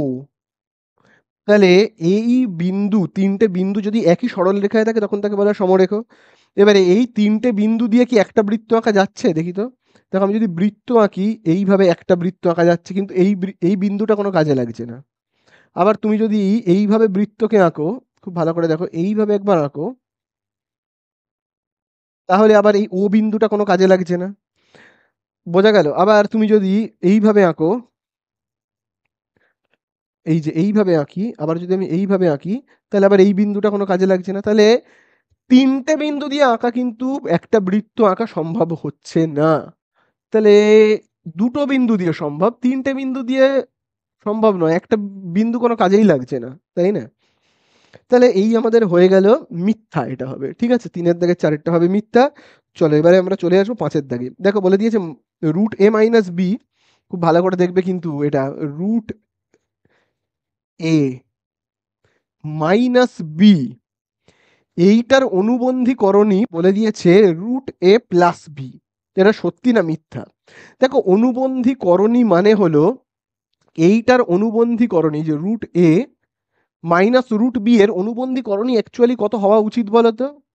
এদের অনুবন্ধীকরণী হওয়া উচিত, খুব ভালো করে দেখবে, একই জিনিস, মানে এইখানে যেটা রয়েছে ওই একই জিনিস আমি এখানে লিখবো, শুধুমাত্র যার মাথায় রুট রয়েছে এখানে তার আগে কি চিহ্ন রয়েছে। দেখো এখানে রুট এর আগে কোনো চিহ্ন নেই, মানে কি প্লাস, তাহলে এখানে রুট এর আগে আমাকে কিন্তু মাইনাস দিতে হবে। বোঝা গেল? তাহলে অনুবন্ধীকরণীতে যে রুটওয়ালা সংখ্যা রয়েছে, রুটওয়ালা, সেই রুটওয়ালার আগের চিহ্নগুলো, রুটওয়ালার আগের চিহ্নগুলো কিন্তু অবশ্যই বিপরীত হতে হবে। বোঝা গেল? রুটওয়ালার আগের চিহ্নগুলো কিন্তু বিপরীত হতে হবে, না হলে কিন্তু দেখো, এবারে দেখো এখানে যেহেতু মাইনাস আছে তাহলে এখানেও মাইনাস দেবো, তাহলে ব্যাপারটা কি হলো? অনুবন্ধীকরণীতে কি হতে হবে ভাবো, আমি যদি একটা উদাহরণ দিই, ভাবো কোনো জায়গায় রয়েছে এরকম, এটার অনুবন্ধীকরণী কি হবে? এইটার চিহ্নটা শুধু পাল্টাবে, ঠিক আছে, আর এইটা যেমন আছে তেমনই থাকবে। বোঝা গেল? যেমন দেখো বি এর আগের চিহ্নটা মাইনাস আছে, এখানেও মাইনাস থাকবে। এবার তুমি যদি এদেরকে যোগ করো না, দুটো অনুবন্ধীকরণীকে যোগ করলে আমরা যেন কোনো মূলদ সংখ্যা পাই, মানে ব্যাপারটা হলো এরকম, এই তো, প্লাসে মাইনাসে মাইনাস রুট এ, আবার দেখো মাইনাসে মাইনাসে এরকম হবে, এই যে, আবার এখানে কি হবে? মাইনাস বি হবে। দেখো কাটা যাচ্ছে এইটা, এই দুটো কাটা গেলেই হলো, রুট ওয়ালাগুলো কাটা গেলেই হলো। আশা করি বুঝতে পারলে। তাহলে অনুবন্ধীকরণী হতে গেলে কি হতে হবে? খুব ভালো করে দেখবে, এখানে রয়েছে কিন্তু বলে দিয়েছে এইটার অনুবন্ধীকরণী কি হবে। দেখো এটার অনুবন্ধীকরণী এইটা হওয়া উচিত, রুটের আগে এখানে প্লাস রয়েছে, এখানে মাইনাস হওয়া উচিত, আর বি এর আগে যা চিহ্ন রয়েছে তাই থাকবে, কোনো চেঞ্জ হবে না, এইটা হওয়া উচিত। কিন্তু এটা কি হয়েছে বইয়ের মধ্যে? কি তা বলেছে? বইয়ের মধ্যে কিন্তু তা বলেনি। বইয়ের মধ্যে বলেছে অনুবন্ধীকরণী হওয়া উচিত এইটা, না এইটা কিন্তু অনুবন্ধীকরণী হবে না, এইটা হবে। বইয়ে বলেছে এইটা, তার মানে কি মিথ্যা হবে। আশা করি বুঝতে পারলে। চলো এইবারে আমরা করব কতটা? 3-এর দাগের 6-এরটা। তো দেখো 3-এর দাগের 6-এরটা করবো, আমি এগুলোকে মুছে দিই। তো দেখো 3-এর দাগের 6-তে কি বলে দিয়েছে, খুব ভালো করে কিন্তু দেখবে। 3-এর দাগের 6-তে দেখবে বলে দিয়েছে sec theta is equal two, বলে দিয়েছে দেখো কোসেক, কোসেক ফাই, এটাকে বলা হয় কি ফাই, ফাই, ঠিক আছে, এটাকে বলা হয় ফাই, ঠিক আছে। তাহলে কোসেক ফাই, তাহলে sec theta is equal to cosec phi. এবারে তোমরা কোষে দেখি 24 করেছো, যদি না করে দেখো ডিসক্রিপশনে আমি পুরো লিস্ট দিয়ে রেখেছি, কিন্তু সেখান থেকে তোমরা অবশ্যই কোষে দেখি 24-এর অন্তত সূত্রের পার্টটা, ইন্ট্রোডাকশনটা জাস্ট একটু দেখে নেবে, এই 5-6 মিনিটের পার্ট আছে, একটু দেখে নেবে। সেখানে তোমরা একটা জায়গায় দেখবে লেখা রয়েছে, cosec theta is equal to, cosec theta is equal to sec 90 degree minus theta. তার মানে কি, কোসেক থিটার মান সেক 90 ডিগ্রি মাইনাস থিটা। আচ্ছা, এটা যেমন আছে আমি আগে দেখে দেখে টুকি। তাহলে এখানে বলো কোসেক ফাই এর মান আমি কত বসাবো? ওই একই হবে, শুধু এখানে যেমন কোসেকের জায়গায় সেক রয়েছে বলে এখানে সেক হয়েছে, তাহলে এখানে যদি ফাই থাকতো, এখানে যদি ফাই থাকতো, তাহলে এখানেও কি হতো? ফাই হতো। বোঝা গেল? তাহলে কোসেক ফাই এর জায়গাতে আমরা কি লিখবো? লিখবো কিন্তু সেক 90 ডিগ্রি মাইনাস ফাই। বোঝা গেল? আচ্ছা, এবার দুদিক থেকে কি কি কাটবে? এই দেখো সেক আর সেক কেটে গেল, তাহলে এখানে পড়ে থাকছে কি theta is equal to 90 degree minus phi. বোঝা গেল? এবার দেখো এই যে মাইনাস ফাইটা সমান চিহ্নের এই সাইডে আসলে কি হবে? Plus phi. আচ্ছা, আশা করি বুঝতে পারলে। এবারে দেখো অঙ্কের মধ্যে আমাদের কাছে কি উত্তর জানতে চাইছে দেখি তো। অ্যান্সারে আমাদের কাছে দেখবে জানতে চাইছে সাইন থিটা প্লাস ফাই এর মান হবে 1, সাইন থিটা প্লাস ফাই। তাহলে এখানে দেখো শুধু থিটা প্লাস ফাই রয়েছে, ঠিক আছে, এখানে দেখো শুধু থিটা প্লাস ফাই রয়েছে, সাইনটা নেই। তাহলে আমি এই দিকে একটা সাইন আনবো, থিটা প্লাস ফাই এর সঙ্গে আমি কি করব? সাইন গুণ করে দিলাম। তাহলে এই দিকে গুণ করলে এই দিকেও কিন্তু আমাকে 90 এর সঙ্গে সাইন গুণ করতে হবে। তাহলে আমি কি করলাম? এই দিকেও সাইন গুণ করলাম, এই দিকেও সাইন গুণ করলাম। তাহলে দেখো সাইন, আবার দেখো আমি লিখছি theta plus phi equal to কত হবে দেখো, সাইন 90-র মান কত? 1। তাহলে বইয়ে বলে দিয়েছে সাইন থিটা প্লাস ফাই এর মান হবে 1। সত্যি তো এটা, তাই না? তাহলে এটা আমরা কি লিখবো? সত্য বলে লিখবো। তাহলে আশা করি বুঝতে পারলে, 3-এর দাগের গুলো আমাদের হয়ে গেল। চলো এইবারে আমরা চলে যাব কতর দাগে বলো তো? এবারে আমরা চলে যাব 4-এর দাগের গুলোতে। এগুলোর মার্কস কিন্তু 2 করে প্রত্যেকটার জন্য, ঠিক আছে। দেখো এইবারে আমরা চলে যাব 2-এর দাগের গুলোতে। এখানে কিন্তু প্রত্যেকটা অঙ্কের মার্কস কিন্তু 2 করে, তাই জন্য অঙ্কগুলো কিন্তু একটু ভালো করে একটু বেশি করে লিখে করতে হবে, খুব একটা শর্টকাটে কিন্তু করলে চলবে না। দেখো বলে দিয়েছে বার্ষিক 10% চক্রবৃদ্ধি সুদে 10,000 টাকার 2.5 বছরের চক্রবৃদ্ধি সুদ নির্ণয় করো। তাহলে দেখো চক্রবৃদ্ধি সুদ বলেছে মানে আমরা সূত্রটা কি জানি? এই সূত্রটা, এই সূত্রতে আমরা কি করব? অঙ্ক করব R/100, আর এখানে কি হবে? n। আচ্ছা, এ মানে কি তোমরা সবাই জানো? এ মানে হলো সুদ আসল, আসল হলো পি, সেটা দেখবে বলেই দিয়েছে কত? 10,000। আচ্ছা, আর মানে কি? সুদের হার, সুদের হারটা দেখো কত বলে দিয়েছে? 10%, খুব ভালো কথা। আর এনটা দেখো কত বলে দিয়েছে? এন মানে সময়, এটা 2.5 বছর বলেছে। কিন্তু আমরা 2.5 বছর না করে 2 বছর করব, কিছুটা পরে আবার হাফ বছর করব। 2.5 বছরের মধ্যে আমরা কত বছর করব? 2 বছর, আর বাকি হাফ বছরটা, 2.5 বছরের মধ্যে 2 বছরটা এখন করব, আর বাকি এই যে হাফ বছর এটাকে কিন্তু আমরা সরল সুদে নির্ণয় করব। তাহলে চলো এর জায়গাতে আমরা কত বসাবো? এর মান জানি না, এটাই তো বের করতে হবে, তাই না? এর জায়গাতে আমি কত লিখবো? 10,000। এই সরি, এর জায়গাতে আমি 10,000 কেন লিখবো? এর মান তো জানি না, এটাই তো বের করব। পি এর জায়গাতে লিখবো সরি 10,000। আচ্ছা, এবারে দেখো আর এর জায়গাতে আমরা কত লিখবো? 10, এখানে লিখবো কত? 100। এন এর জায়গাতে কত লিখবো? 2 লিখবো। তারপরে দেখি আমার কত হচ্ছে। দেখো 10,000 যেমন আছে আছে, নিচে শূন্য পরে শূন্য কাটলাম, তাহলে থাকছে 1 প্লাস 1/10 ইজ ইকুয়াল টু, আর মাথায় পাওয়ারে 2 যোগ করলে কত হবে দেখি তো? এর নিচে কিছু নেই মানে তো 1, তাহলে লসাগু হবে 10। 10-এর সঙ্গে 1 গুণ করছি 10, 1-এর সঙ্গে 1 গুণ করছি 1, মানে হবে কত আমার? 11/10। তাহলে আমরা দেখো এখানে মানটা কত পাচ্ছি বলো তো? 10,000 যেমন আছে আছে। এই পুরোটাকে দেখো আমি যোগ করলে পাবো 11/10। ওকে, পাওয়ারে 2 যেমন আছে আছে। এইবারে দেখো 10,000 যেমন আছে লিখলাম, 11/10কে না আমি দুবার লিখবো, যেহেতু মাথায় 2 আছে। 11/10 আবার লিখবো আমি 11/10। কাটাকুটি করি, নিচে শূন্য পরে শূন্য, নিচে শূন্য পরে শূন্য। তাহলে এ ইজ ইকুয়াল টু আমি কত পাচ্ছি? পাচ্ছি কিন্তু 11 আর 11 121, আর এই দুটো শূন্য। তাহলে এই যে এ মানে কি, সুদে আসলে মানে সমূল চক্রবৃদ্ধি। সমূল চক্রবৃদ্ধি বা সুদে আসলে 2 বছর পর আমি পাবো কিন্তু 12,100। বোঝা গেল? 2 বছর পর আমি পাবো 12,100। 10,000 টাকা রেখে 2 বছরে পাবো আমি এই টাকাটা, কিন্তু অ্যান্সারে জানতে চেয়েছে 2.5 বছরে কত। তাহলে এই অর্ধেক বছরটার আবার সুদ আমাকে নির্ণয় করতে হবে। এই অর্ধেক বছরের সুদ আবার নির্ণয় করতে হবে।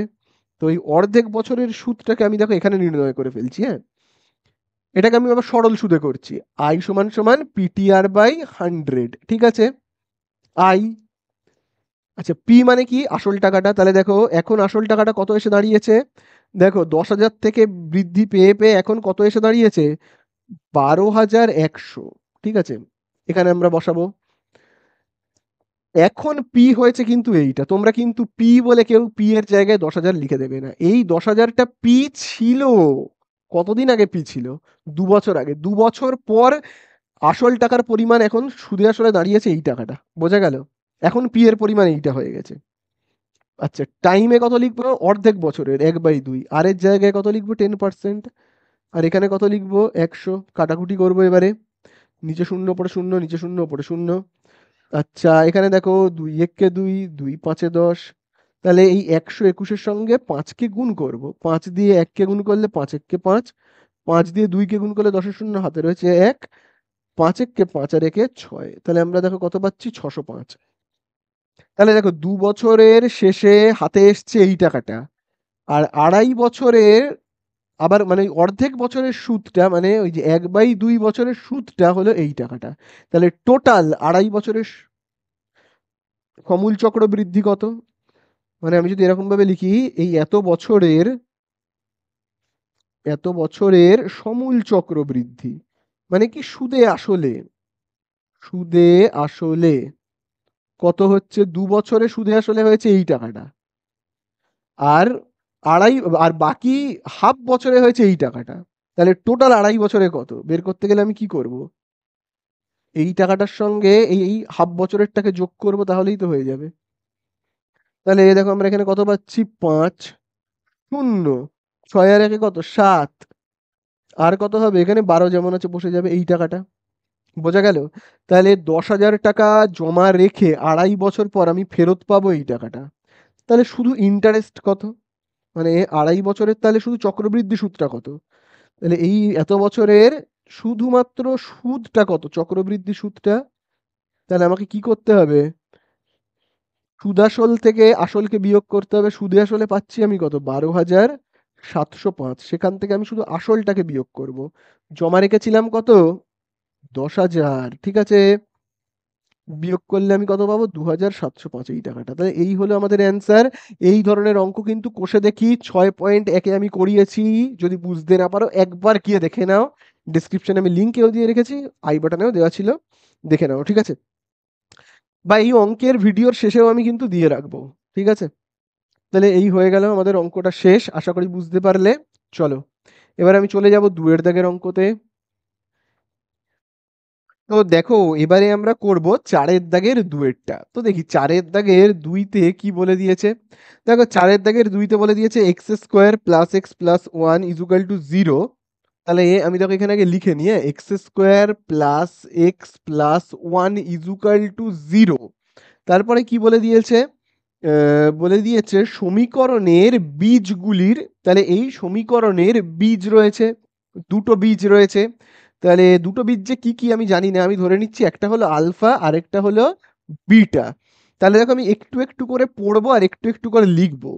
দেখো বলে দিয়েছে সমীকরণের বীজগুলির, তাহলে এই হলো সমীকরণের দুটো বীজ, বীজগুলির বর্গ। তাহলে বর্গ মানে আমি মাথায় কি দেব? স্কোয়ার। ঠিক আছে, তাহলে এই হলো দুটো বীজ আলফা আর বিটা, তাদের বর্গ মানে কি? তাদের মাথায় স্কোয়ার দিলাম। তাহলে বলে দিয়েছে সমীকরণের, এই যে এই সমীকরণের বীজগুলির বর্গ, যে সমীকরণের বীজ, সেটা হলো সেটা হলো কি বলে দিয়েছে x square plus x plus one equal to zero. ঠিক আছে, তাহলে এই সমীকরণের বীজগুলোর বর্গ কোন সমীকরণের বীজ সেটা আমাদের বের করতে হবে। যে সমীকরণের বীজ সেটা মিলিয়ে দেখব যে বইয়ের সঙ্গে কি একই হচ্ছে না হচ্ছে না প্রশ্নের সঙ্গে। তাহলে দেখো এখানে আগে আমরা একটু একটু করে কাজ করি, একটু একটু করে কি করব।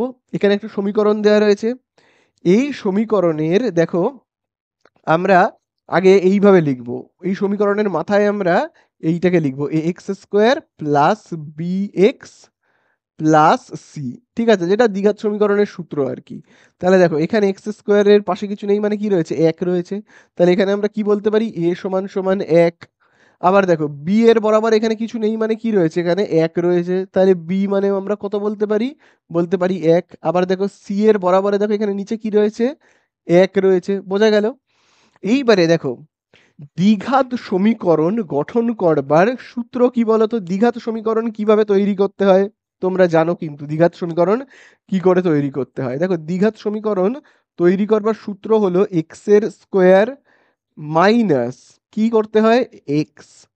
তারপরে আমরা এখানে কি লিখি, ব্র্যাকেটের মধ্যে লিখি বীজদ্বয়ের সমষ্টি, তাই না? এখানে আমরা কি লিখি, বীজদ্বয়ের সমষ্টি মানে বীজদ্বয়ের যোগফল। ঠিক আছে, তারপরে দেখো আমরা এখানে কি লিখি, বীজদ্বয়ের গুণফল, তাই তো বীজদ্বয়ের গুণফল, বীজদ্বয়ের কি গুণফল সমান সমান কি শূন্য। বোঝা গেল? তাহলে দেখো এই যে সমীকরণটা দেওয়া ছিল x square plus x plus one, তার বীজদ্বয়ের বর্গ থেকে যে সমীকরণটা তৈরি করব সেটা কেমন হবে চলো আমরা দেখি। আবারও বলছি, যে সমীকরণটা বলে দিয়েছে সেই সমীকরণের যে বীজ রয়েছে, সেই সমীকরণের যে বীজ রয়েছে তাদের বর্গ করব, করে আমরা আরেকটা দ্বিঘাত সমীকরণ তৈরি করব। এই সমীকরণের বীজের বর্গ করে আরেকটা দ্বিঘাত সমীকরণ তৈরি করব। তাহলে দ্বিঘাত সমীকরণ কিভাবে তৈরি করতে হয় তোমরা জানো, এইভাবে তৈরি করতে হয়। দেখি সমীকরণটা কেমন হয়, যদি আমরা সমীকরণটা তৈরি করি দেখি সেটা কেমন হয়। তাহলে দেখো এক্স স্কোয়ার যেমন আছে আছে, মাইনাস এখানে দেখো কি রয়েছে এক্স, বীজদ্বয়ের সমষ্টি, তার মানে আমরা কি লিখবো, বীজগুলোর সমষ্টি। বীজটা কি কি, আলফার স্কোয়ার আর বিটার স্কোয়ার। তাহলে দেখো আমি একটা লিখছি আলফার স্কোয়ার আর একটা কি লিখবো আমি, বিটার স্কোয়ার। প্লাস আচ্ছা বীজদ্বয়ের গুণফল, এই তো দুটো বীজ তাদের গুণফল করলে কি হবে, আলফার স্কোয়ার বিটার স্কোয়ার। ঠিক আছে, ইজুকাল টু কি জিরো। এবার তোমরাই আমাকে বলো এটাকে কার সূত্রে ভাঙবো, এ স্কোয়ার প্লাস বি স্কোয়ারের সূত্রে ভাঙবো। এ স্কোয়ার প্লাস বি স্কোয়ারের সূত্র তোমরা কিন্তু সবাই জানো, কেমন হবে বলো তো, হবে a plus b whole square. তার মানে আমি কি লিখবো, আলফা প্লাস বিটার হোল স্কোয়ার। তাহলে এ প্লাস বি হোল স্কোয়ারের পরে কি হয়, মাইনাস টু এবি। তাহলে আমরা কি লিখবো, মাইনাস টু এবির জায়গায় কি লিখবো, আলফা বিটা। ওকে, আশা করি বুঝতে পারলে। তারপরে দেখো এখানে কি রয়েছে, আলফার স্কোয়ার বিটার স্কোয়ার, তাকে আমি এইভাবে লিখে নিচ্ছি, আলফা বিটা পুরোটাকে ব্র্যাকেট করে এখানে আমি স্কোয়ার লিখে নিচ্ছি। ওকে, ইজুকাল টু কি জিরো। এইবারে চলো আমরা মান বসাবো, কিরকম ভাবে দেখো মান বসাবো খুব ভালো করে কিন্তু দেখবে। দেখো এখানে এক্স যেমন আছে আছে, খুব ভালো করে দেখবে। এখানে দেখো রয়েছে আলফা প্লাস বিটা, এর মানটা আমি কত বসাবো, জানিই না কত বসাবো। তাহলে আমরা চলো এখানে একটু করে নিই তো। আলফা প্লাস বিটা তার মানে কি, আলফা প্লাস বিটা মানে কি, আলফা প্লাস বিটা মানে হলো এই দুটো বীজ তাদের যোগফল, দুটো বীজের যোগফল। তাহলে দুটো বীজের যোগফল কি করে বের করে, তার সূত্র কি, আলফা প্লাস বিটা বের করবার সূত্র কি, মাইনাস বি বাই এ। তাহলে বলো আমরা এখানে মাইনাস যেমন আছে দেবো, বি এর জায়গাতে কি লিখবো, এই দেখো বি এর জায়গাতে লিখবো কিন্তু এক, এর জায়গাতে কত লিখবো, এই দেখো এর মানও কি এক রয়েছে, তাহলে আমি এর জায়গাতেও কত লিখবো, এক। তাহলে কত হচ্ছে, মাইনাস এককে এক দিয়ে ভাগ করলে হবে মাইনাস এক। তাহলে দেখো আমি এই পেলাম কি, আলফা প্লাস বিটার মান কত পেলাম, পেলাম দেখো মাইনাস এক, তাই না, মাইনাস এক। এখানে যেহেতু স্কোয়ার আছে আমিও কি দেবো, স্কোয়ার দেবো। তারপরে দেখো এখানে রয়েছে দেখো টু, আমিও দেখো লিখছি টু ইনটু, আমিও দেখো লিখবো into alpha beta. Alpha beta মানে কি, আলফা বিটা মানে হলো এই দেখো এই একটা বীজ এই একটা বীজ এবং তাদের মাঝখানে কোনো চিহ্ন নেই মানে কি, গুণ চিহ্ন, তার মানে কি দুটো বীজের গুণফল। তাহলে দেখি তো দুটো বীজের গুণফল কি করে বের করে, এই আলফা আর এই বিটা দুটো বীজের গুণফল বের করবার সূত্র কি, সি বাই এ, এটা তো তোমরা জানোই, করেছো। সি বাই এ, দেখো আমি এখানে লিখছি সি বাই এ। সি এর জায়গাতে বলো কি লিখবো, এই দেখো সি এর মান আমরা জানি কিন্তু 1, ঠিক আছে। এ এর জায়গাতে কি লিখবো, 1।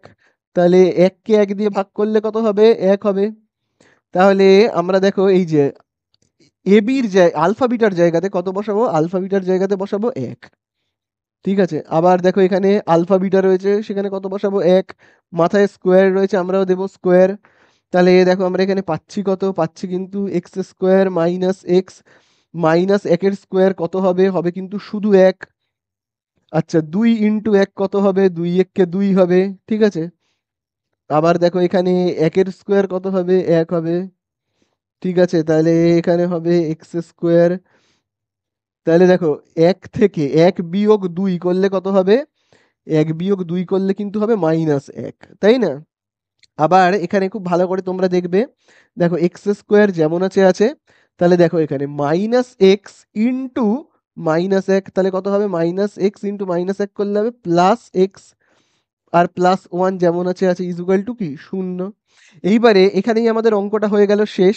এবারে দেখো খুব ভালো করে আবার প্রশ্নটা পড়বে।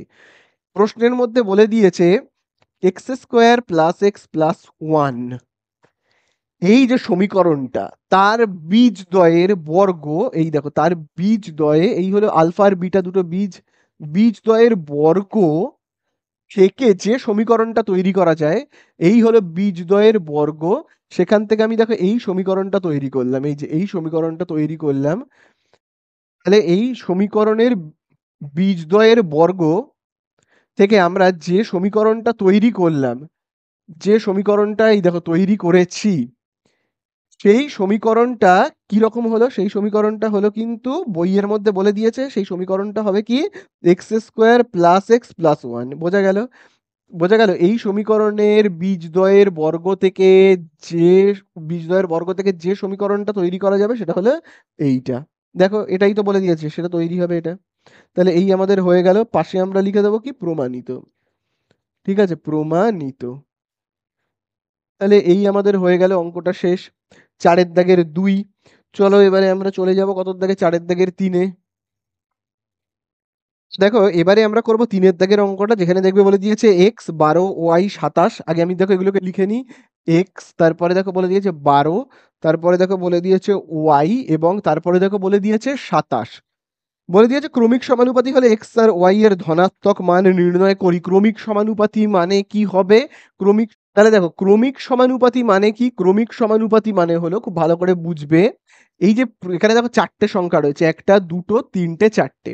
এই 4টের মধ্যে প্রথমের জন আর লাস্টের জনকে লিখবো আমরা একবার করে, আর মাঝখানের যে দুজন রয়েছে মানে 12 আর ওয়াই, একে আমরা লিখবো দুবার করে।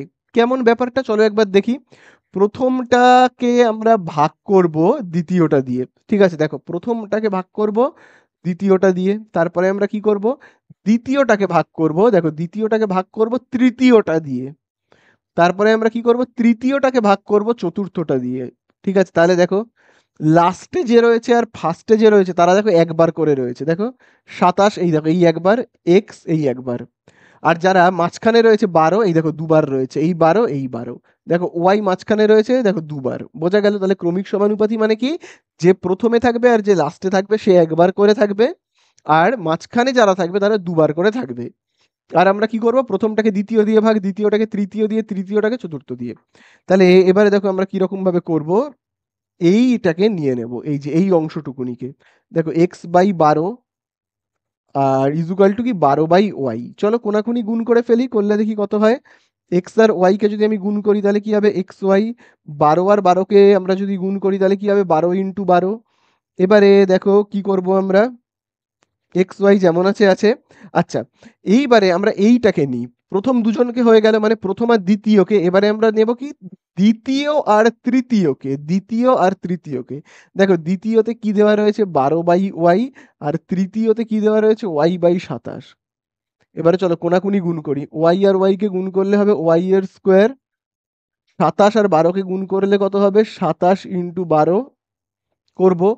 তাহলে দেখো 27 আর 12কে গুণ করলে হবে 27 দুগুণে 54, আর এখানে হবে তাহলে এবারে ১ দিয়ে গুণ করলে কত হবে? হবে কিন্তু ২৭। তাহলে হচ্ছে এখানে দেখো ৭ আর ৫ এ কত? ১২।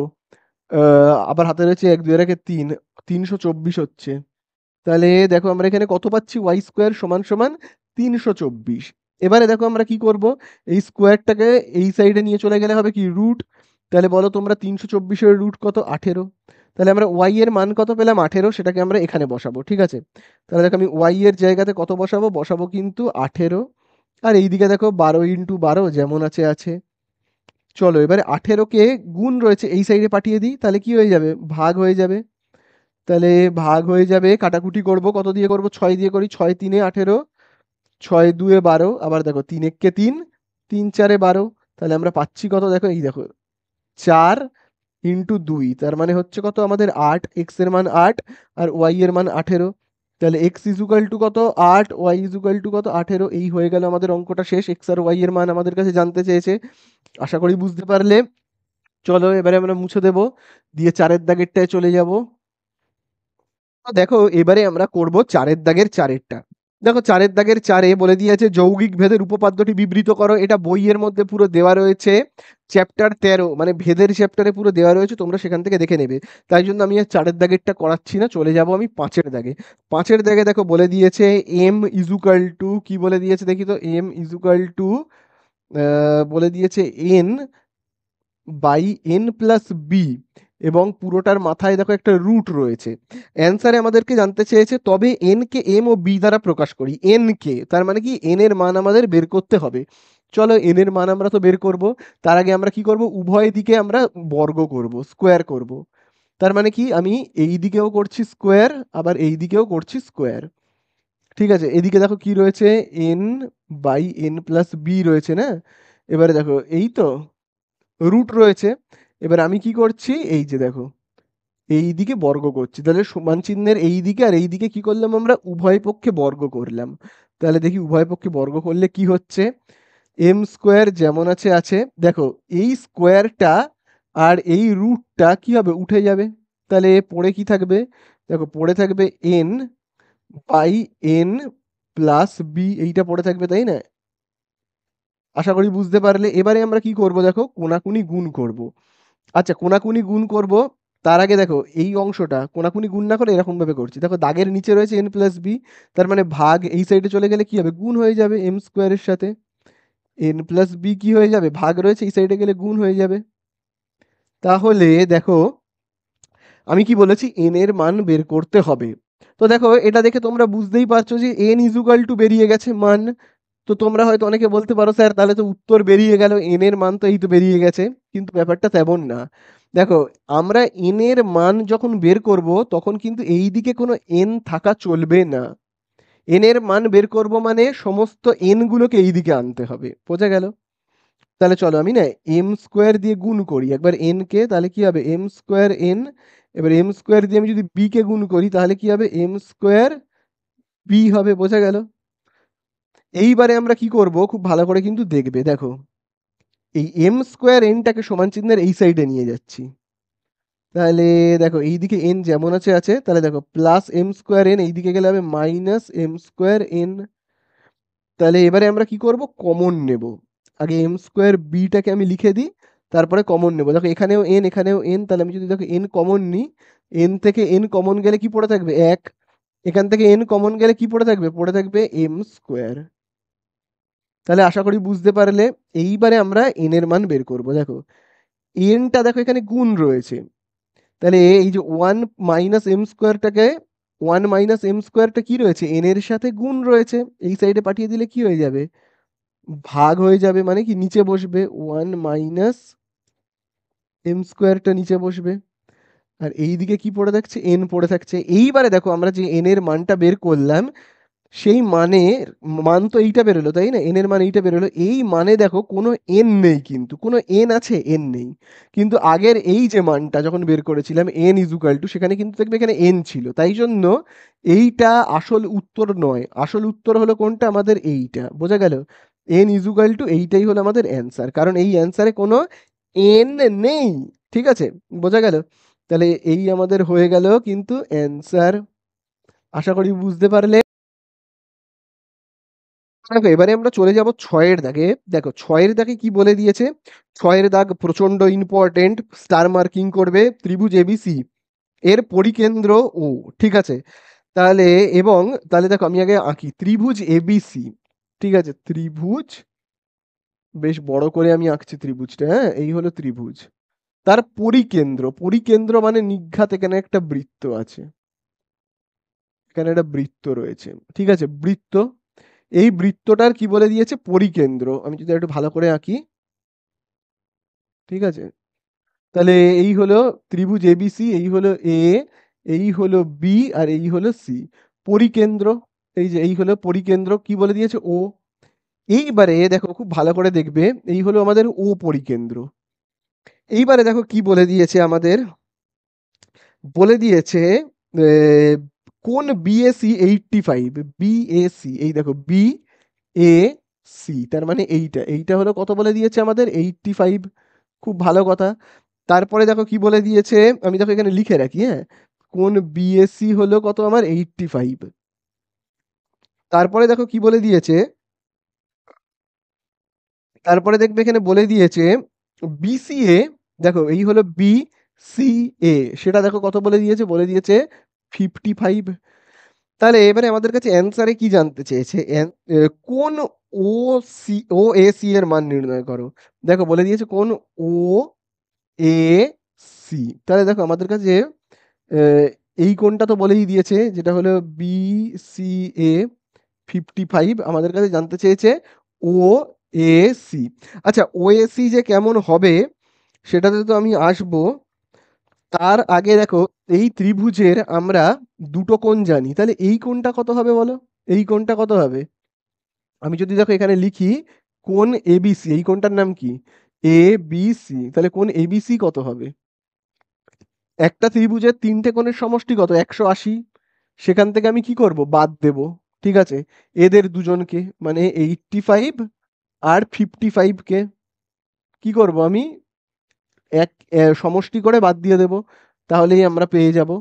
তাহলে দেখো এখানে করলে হবে 5 5 10 শূন্য হাতে রয়েছে 1। তাহলে 8 আর 5 13 আর 1 14। ঠিক আছে? তাহলে দেখো আমরা এখানে কত পাচ্ছি? 40 ডিগ্রি। তাহলে এই কোণটা কত পেলাম আমরা? এই কোণটাকে এই কোণটা আমরা পেলাম কিন্তু 40 ডিগ্রি। বোঝা গেল? এইবারে দেখো আমাদের কাছে কি কোণ জানতে চেয়েছে? আমাদের কাছে যেটা জানতে চেয়েছে সেটা হলো কোণ ও এ সি, তাই তো? আরেকবার আমি একটু দেখে নিই। দেখো এখানে বলে দিয়েছে, হ্যাঁ, কোণ ও এ সি। তাহলে ও এ সি মানে কি? এই দেখো, এই দেখো ও এ, আর সি মানে এই যে আমি সি এর সঙ্গে যুক্ত করলাম। তাহলে কি ব্যাপারটা দাঁড়ালো? খুব ভালো করে দেখবে। ও এ সি মানে এই কোণটা কিন্তু জানতে চেয়েছে, এই যে এই কোণটা কিন্তু জানতে চেয়েছে। ও এ সি। এইবারে কিন্তু খুব ভালো করে তোমরা বুঝবে। দেখো এই তো একটা বৃত্ত, এইভাবে একটা বৃত্ত, বা এখানে একটা ত্রিভুজ রয়েছে এরকম ভাবে। খুব ভালো করে দেখবে। এবারে দেখো এই বৃত্তের এটা হলো কেন্দ্র। খুব ভালো করে মনে রাখবে, হ্যাঁ? এইখানে যে কোণটা উৎপন্ন হয়, এই কোণটাকে বলা হয় পরিধিস্থ কোণ। কি বলা হয়? পরিধিস্থ কোণ। কেন পরিধিস্থ বলা হয়? তার কারণ পুরো পরিধিতে এই দেখো কোণটা উৎপন্ন হয়েছে। এটা দেখো পরিধির কাছে রয়েছে। এটাও ঠিক তেমনই পরিধিস্থ কোণ, কারণ দেখো বৃত্তের তো এই লাইনটাকে, এই গোলটাকে বলা হয় পরিধি, তাই না? তাহলে পরিধির কাছে যেহেতু রয়েছে পরিধিস্থ কোণ, এটাও হলো পরিধিস্থ কোণ। বোঝা গেল? এবারে আমি যদি ভাবো এখান থেকে এরকম কোনো লাইন ভাবো টানি, তাহলে দেখো এইখানে যে কোণটা উৎপন্ন হবে, মানে এই কোণগুলোকে বলা হয় কেন্দ্রস্থ কোণ। কি বলা হয়? এই কোণগুলোকে বলা হয় কি? কেন্দ্রস্থ কোণ। এখানেও ঠিক তেমনই, দেখো এইটা হলো কেন্দ্র। তাহলে এইখানে যে কোণটা উৎপন্ন হবে এটা হলো কি? কেন্দ্রস্থ কোণ। বোঝা গেল? আর এই কোণটাকে আমরা কি বলবো? পরিধিস্থ কোণ। এইবারে একটা সূত্র তোমরা কিন্তু জেনে রাখবে। তাহলে খুব ভালো করে দেখবে, এই যে এই পরিধিস্থ কোণ যদি হয় 40, তাহলে এই কেন্দ্রস্থ কোণ কত হবে? ডবল হবে। তাহলে আমি কি বললাম? কেন্দ্রস্থ কোণ হবে ডবল, পরিধিস্থ কোণের ডবল হবে। ঠিক আছে? কেন্দ্রস্থ কোণ কি হবে? পরিধিস্থ কোণের ডবল। পরিধিস্থ কোণের ডবল, পরিধিস্থ কোণ যদি হয় 40 ডিগ্রি, কেন্দ্রস্থ কোণ তাহলে কত হবে? মানে এই কোণটা তার মানে কত হবে? 80 ডিগ্রি হবে। বোঝা গেল? তাহলে আমরা কি বলতে পারি? অতএব কোণ, এই যে এই কেন্দ্রস্থ কোণের নাম কি? এ ও সি, এ ও সি, তার মানে কত হবে?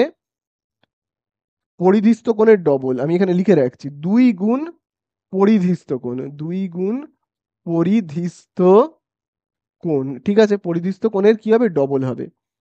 এবারে দেখো, তাহলে 2 গুণ পরিধিস্থ কোণটা কত? 40। তাহলে কেন্দ্রস্থ কোণ কত হবে? 80 ডিগ্রি, বোঝা গেল? তার মানে এই যে কেন্দ্রস্থ কোণটা, এই কেন্দ্রস্থ কোণটা কত হলো? হলো কিন্তু 80। আমি যদি এখানে লিখে রাখি, এটা হলো কিন্তু 80, ত্রিভুজের এই কোণটা।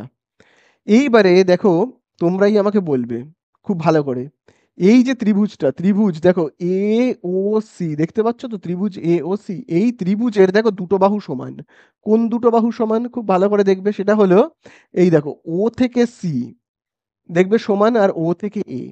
কি করে বুঝলাম সমান? তার কারণ দেখো, এই যে ও সি আর দেখো ও এ, এটা কিন্তু দেখো একই বৃত্তের ব্যাসার্ধ, দেখো এ ও এটাও ব্যাসার্ধ, ও সি এটাও ব্যাসার্ধ, তার মানে আমরা কি বলতে পারি? এ ও আর ও সি সমান, তার কারণ হলো একই, কি বলবো আমরা, বৃত্তের ব্যাসার্ধ, তাই জন্য এরা সমান, বোঝা গেল? তাহলে তোমরাই আমাকে বলো, তোমরাই আমাকে বলবে, এই দুটো বাহু যদি সমান হয়, ঠিক আছে, এই দুটো বাহু, তাহলে আমরা কি বলতে পারি? এই কোণটা আর এই কোণটা হবে সমান, বোঝা গেল? এবার এই দুটো কোণের টোটাল মাপ কত? এইটা যদি হয় 80, একটা ত্রিভুজের 3টে কোণের সমষ্টি কত? 180। তার মধ্যে এইটা যদি হয়ে যায় 80, তাহলে এরা দুজন মিলে কত? এরা দুজন মিলে হলো 100, তাই না? এরা দুজন মিলে হলো 100, মানে আমরা কি বলতে পারি? ও A C R O C এ, এই দেখো ও A C, O A C, আর আমরা কি বলতে পারি? ও সি এ, ও সি এ দুজন মিলে হলো 100। তাহলে শুধুমাত্র ওএসি কত? ওএসি কত হবে তাহলে? পুরো সমান সমান হবে, এটা 50, এটা 50। তার কারণ এই দুটো বাহু সমান, এই যে ও এ আর ও সি দুজনের সমান, সেই জন্য। তাহলে আমরা কত করব? 50 ডিগ্রি, বোঝা গেল? তাহলে এই কোণটার মাপ কত হবে? এই কোণটার মাপ যেটা জানতে চেয়েছে সেটা হবে কিন্তু 50 ডিগ্রি, বোঝা গেল? হবে কত? 50 ডিগ্রি। আশা করি বুঝতে পারলে। তাহলে এই অঙ্কটা হয়ে গেল শেষ। এটা আমরা কতটা করলাম? 6টা। চলো এবারে আমরা চলে যাব 7এর দাগে। তো দেখো আমি এটাকে মুছে দিচ্ছি। তাহলে দেখো এবারে আমরা চলে যাব কতর দাগে? 7এর দাগে। দেখি 7এর দাগে কি বলে দিয়েছে। দেখো 7এর দাগে বলে দিয়েছে ও কেন্দ্রীয় বৃত্তের এবি ব্যাস। তাহলে দেখো এই হলো, আমি একটা বড় বৃত্ত কাটি, এই হলো এবি ব্যাস, ঠিক আছে? ও কেন্দ্রীয় বৃত্ত, এই হলো ও, এই হলো এবি ব্যাস। তারপরে দেখি কি বলে দিয়েছে, এবি ব্যাস তো খুব ভালো কথা। তারপরে দেখো বলে দিয়েছে সি বৃত্তের ওপর এমন একটি বিন্দু যেখানে কোণ বিওসি 120 ডিগ্রি। তাহলে দেখো বিওসি, তাহলে 120 ডিগ্রি, তাহলে এই জায়গাটা হলো আমার সি, আর এই কোণটা হলো কত বলে দিয়েছে? 120। এরপরে দেখো কি বলে দিয়েছে? 120 তো হলো। এরপরে দেখো বলে দিয়েছে প্রমাণ করো কোণ এবিসি 30 ডিগ্রি। দেখো এবিসি মানে কোনটা হবে? এই দেখো এ বি আর সি, মানে এবিসি মানে হলো এই কোণটা। এবারে এইখানে কোণ তখনই হবে যদি আমরা এই জায়গাটাকে যুক্ত করি। তাহলে আমি এবারে এইটাকে যুক্ত করে দিই, এই দেখো যুক্ত করে দিলাম, ঠিক আছে? তাহলে আমাদের কাছে কি জানতে চেয়েছে? আমাদের কাছে দেখবে জানতে চেয়েছে কোণ এ বি সি, এই কোণটার মান কিন্তু জানতে চেয়েছে, এই যে এই কোণটার মান কিন্তু জানতে চেয়েছে। আশা করি তোমরা বুঝতে পারলে এই কোণটার মান জানতে চেয়েছে। এইবারে দেখো এই কোণটার মান বলেই দিয়েছে, এই কোণটার মান কত হবে বলে দিয়েছে। দেখো বলেই দিয়েছে কোণ এবিসি হবে 30 ডিগ্রি, তাহলে এবিসি মানে বুঝতেই পারলে এ বি আর সি। এবারে দেখো আমরা কি করব, খুব ভালো করে দেখো, এখানে একটা ত্রিভুজ আমরা দেখতে পাচ্ছি। ত্রিভুজের দেখো দুটো বাহু সমান, ও বি, এই দেখো ও থেকে বি সমান, আবার দেখো ও থেকে সি সমান। কেন সমান? কারণ ও বি হলো বৃত্তের ব্যাসার্ধ, ও সি হলো বৃত্তের ব্যাসার্ধ, তাহলে ও বি আর ও সি সমান, কারণ ওরা একই বৃত্তের ব্যাসার্ধ, তাই জন্য সমান। এবারে দুটো বাহু যদি সমান হয় একটা ত্রিভুজের, তাহলে কোন দুটো কোণ সমান হবে? এই যে এই কোণটা আর এই কোণটা হবে সমান, তাই না? এই দুটো কোণ হবে সমান। কত হবে? 3টে কোণ, মানে এইটা, এইটা আর এইটা তিনজন মিলিয়ে হয় 180। তার মধ্যে যদি একটা হয় 120, তাহলে এরা দুজন মিলিয়ে কত হবে? এরা দুজন মিলিয়ে মানে ওসিবি, ওসিবি ঠিক আগের অঙ্কের মতো ওসিবি আর ওবিসি, ওবিসি মানে হলো এই যে এইটা, এরা দুজন মিলিয়ে কত হবে তাহলে? 180 থেকে 120কে বিয়োগ করে দাও, তাহলেই হয়ে যাবে কত 60 ডিগ্রি। তাহলে 60 ডিগ্রি দুজন মিলিয়ে, তাহলে এইটা কত 30, এইটা কত 30, দুজনের সমান হবে। তাহলে আমাদের কাছে জানতে চেয়েছে ওবিসি কত। আমি আগে লিখছি, অতএব ওবিসি, ও কোন ওবিসি কত হবে, তাহলে 60কে দুভাগ করে দাও, কত হচ্ছে 30 ডিগ্রি। এবারে দেখো এই কোণটার নাম ওবিসি, এটাও যেমন কোণটার নাম হতে পারে, আবার দেখো এবিসি ওই একই তো কোণের নাম, একই তো ব্যাপার, তাই না? এবিসি ওই একই ব্যাপার হচ্ছে কত 30 ডিগ্রি, বোঝা গেল? তাহলে এবিসি 30 ডিগ্রি প্রমাণ করে দিলাম, বোঝা গেল? চলো 7এরটা হয়ে গেল, এবারে আমরা চলে যাব কতর দাগে, 8এর দাগে। তো দেখো আমি এবার এটাকে মুছে দিচ্ছি। 8এর দাগও কিন্তু প্রচণ্ড ইম্পর্টেন্ট, খুব ভালো করে কিন্তু দেখবে। দেখো 8এর দাগে কি বলে দিয়েছে, 8এর দাগে দেখবে বলে দিয়েছে, আহ, দেখো 8এর দাগে বলে দিয়েছে এবিসিডি একটা বৃত্তস্থ চতুর্ভুজ। ঠিক আছে, এবিসিডি একটা বৃত্তস্থ চতুর্ভুজ মানে কি, বৃত্তের মধ্যে রয়েছে এরকম একটা চতুর্ভুজ। এই দেখো এবিসিডি, এই হলো এবিসিডি। ঠিক আছে, এই হলো একটা বৃত্তস্থ চতুর্ভুজ এবিসিডি। আমি দেখো এরকম ভাবে নাম দিচ্ছি, এ বি, এই জায়গায় সি, এই জায়গায় ডি। এবারে দেখো কি বলে দিয়েছে, কোন এ, কোন এ এর মাপ দেখো কত বলে দিয়েছে 4x, তাই তো 4x ডিগ্রি। কোন এ এর মাপটা বলে দিয়েছে 4x ডিগ্রি, কোন বি এর মাপ বলে দিয়েছে কত 7x ডিগ্রি। তারপরে দেখবে আর কি বলে দিয়েছে, কোন সি এর মাপ হলো 5y ডিগ্রি। ঠিক আছে, 5y ডিগ্রি, 5y ডিগ্রি। তারপরে দেখবে আরেকটা, দেখবে ডি এর মাপ শুধু বলে দিয়েছে ওয়াই ডিগ্রি, শুধু বলে দিয়েছে ওয়াই ডিগ্রি। এবার এখান থেকে বলে দিয়েছে এক্স ইস টু ওয়াই কত হবে। তো দেখো খুব ভালো করে কিন্তু তোমরা এটা বুঝবে, একটা চতুর্ভুজ রয়েছে এবিসিডি, তার বিপরীত কোণগুলোর সমষ্টি কত হয় বলো তো? এই যে কোণাকুনি, এই কোণাকুনি কোণ দুটোর সমষ্টি কত হয়, হয় কিন্তু 180 ডিগ্রি। আবার দেখো এই যে এই কোণাকুনি কোণ দুটোর সমষ্টি মানে বিপরীত কোণগুলোর সমষ্টি কত হয় 180 ডিগ্রি। তার মানে এ আর সি দুজন হলো বিপরীত বা কোণাকুনি, এদের দুজনের সমষ্টি কত হবে 4x আর 5y, এদের সমষ্টি হবে কত 180 ডিগ্রি। আবার দেখো এই যে বি আর ডি, এই যে দেখো বি আর ডি মানে 7x আর ওয়াই, এদের সমষ্টি কত হবে 180 ডিগ্রি, বোঝা গেল? আশা করি বুঝতে পারলে। এইবারে দেখো আমি আবার 1 নম্বর সমীকরণটাকে টুকছি, 1 নম্বর সমীকরণটা যা আছে কি রয়েছে 1 নম্বর সমীকরণে, দেখো 4x plus 5y equal to 180। আমি আর 180 লিখবো না, আমি কি লিখবো 180, মানে আমি এইটাও তো লিখতে পারি 180-র জায়গায় 180 মানে 7x প্লাস ওয়াই। কারণ দেখো এখানে লেখাই রয়েছে, দেখো 180 equal to 7x plus Y, তার মানে এখানে 180 লেখাও যা, আবার 7x প্লাস ওয়াই লেখাও ওই একই ব্যাপার, তাই না? আশা করি বুঝতে পারলে। এবারে দেখো চলো আমরা এবারে কিরকম ভাবে করব অঙ্কটা, দেখবে এখানে 4x, আমি এক্স গুলোকে সব কোন দিকে করছি, এই সাইডে করছি, তাহলে হবে -7x, আচ্ছা ওয়াই প্লাস 5y কে এই সাইডে করছি, মাইনাস কি হবে 5y। তাহলে এখানে আমরা কি পাবো, পাবো কিন্তু -3x, আর এখানে কি পাবো -4y। মাইনাস মাইনাস কাটবে, এক্স যেমন আছে আছে, তাহলে দেখো ওয়াইটা তো গুণ রয়েছে, এই সাইডে আসলে ভাগ। আবার দেখো 3টা এখানে কি রয়েছে, গুণ রয়েছে, এই সাইডে গেলে কি ভাগ। তাহলে আমি যদি অনুপাত করি তাহলে কত হবে, x is to Y equal to কত হবে, তাহলে 4:3।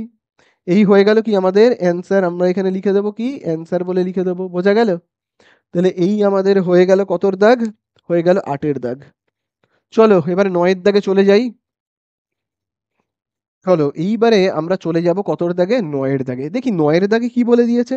9-এর দাগে দেখবে বলে দিয়েছে এবিসি এর বিসি বাহুর সমান্তরাল সরলরেখা এবি ও AC K P O Q বিন্দুতে ছেদ করেছে। তাহলে দেখো আমি প্রথমে একটা ত্রিভুজ আঁকছি, হ্যাঁ, ত্রিভুজটার নাম হলো বলে দিয়েছে এবিসি, চলো এঁকে ফেলি এবিসি।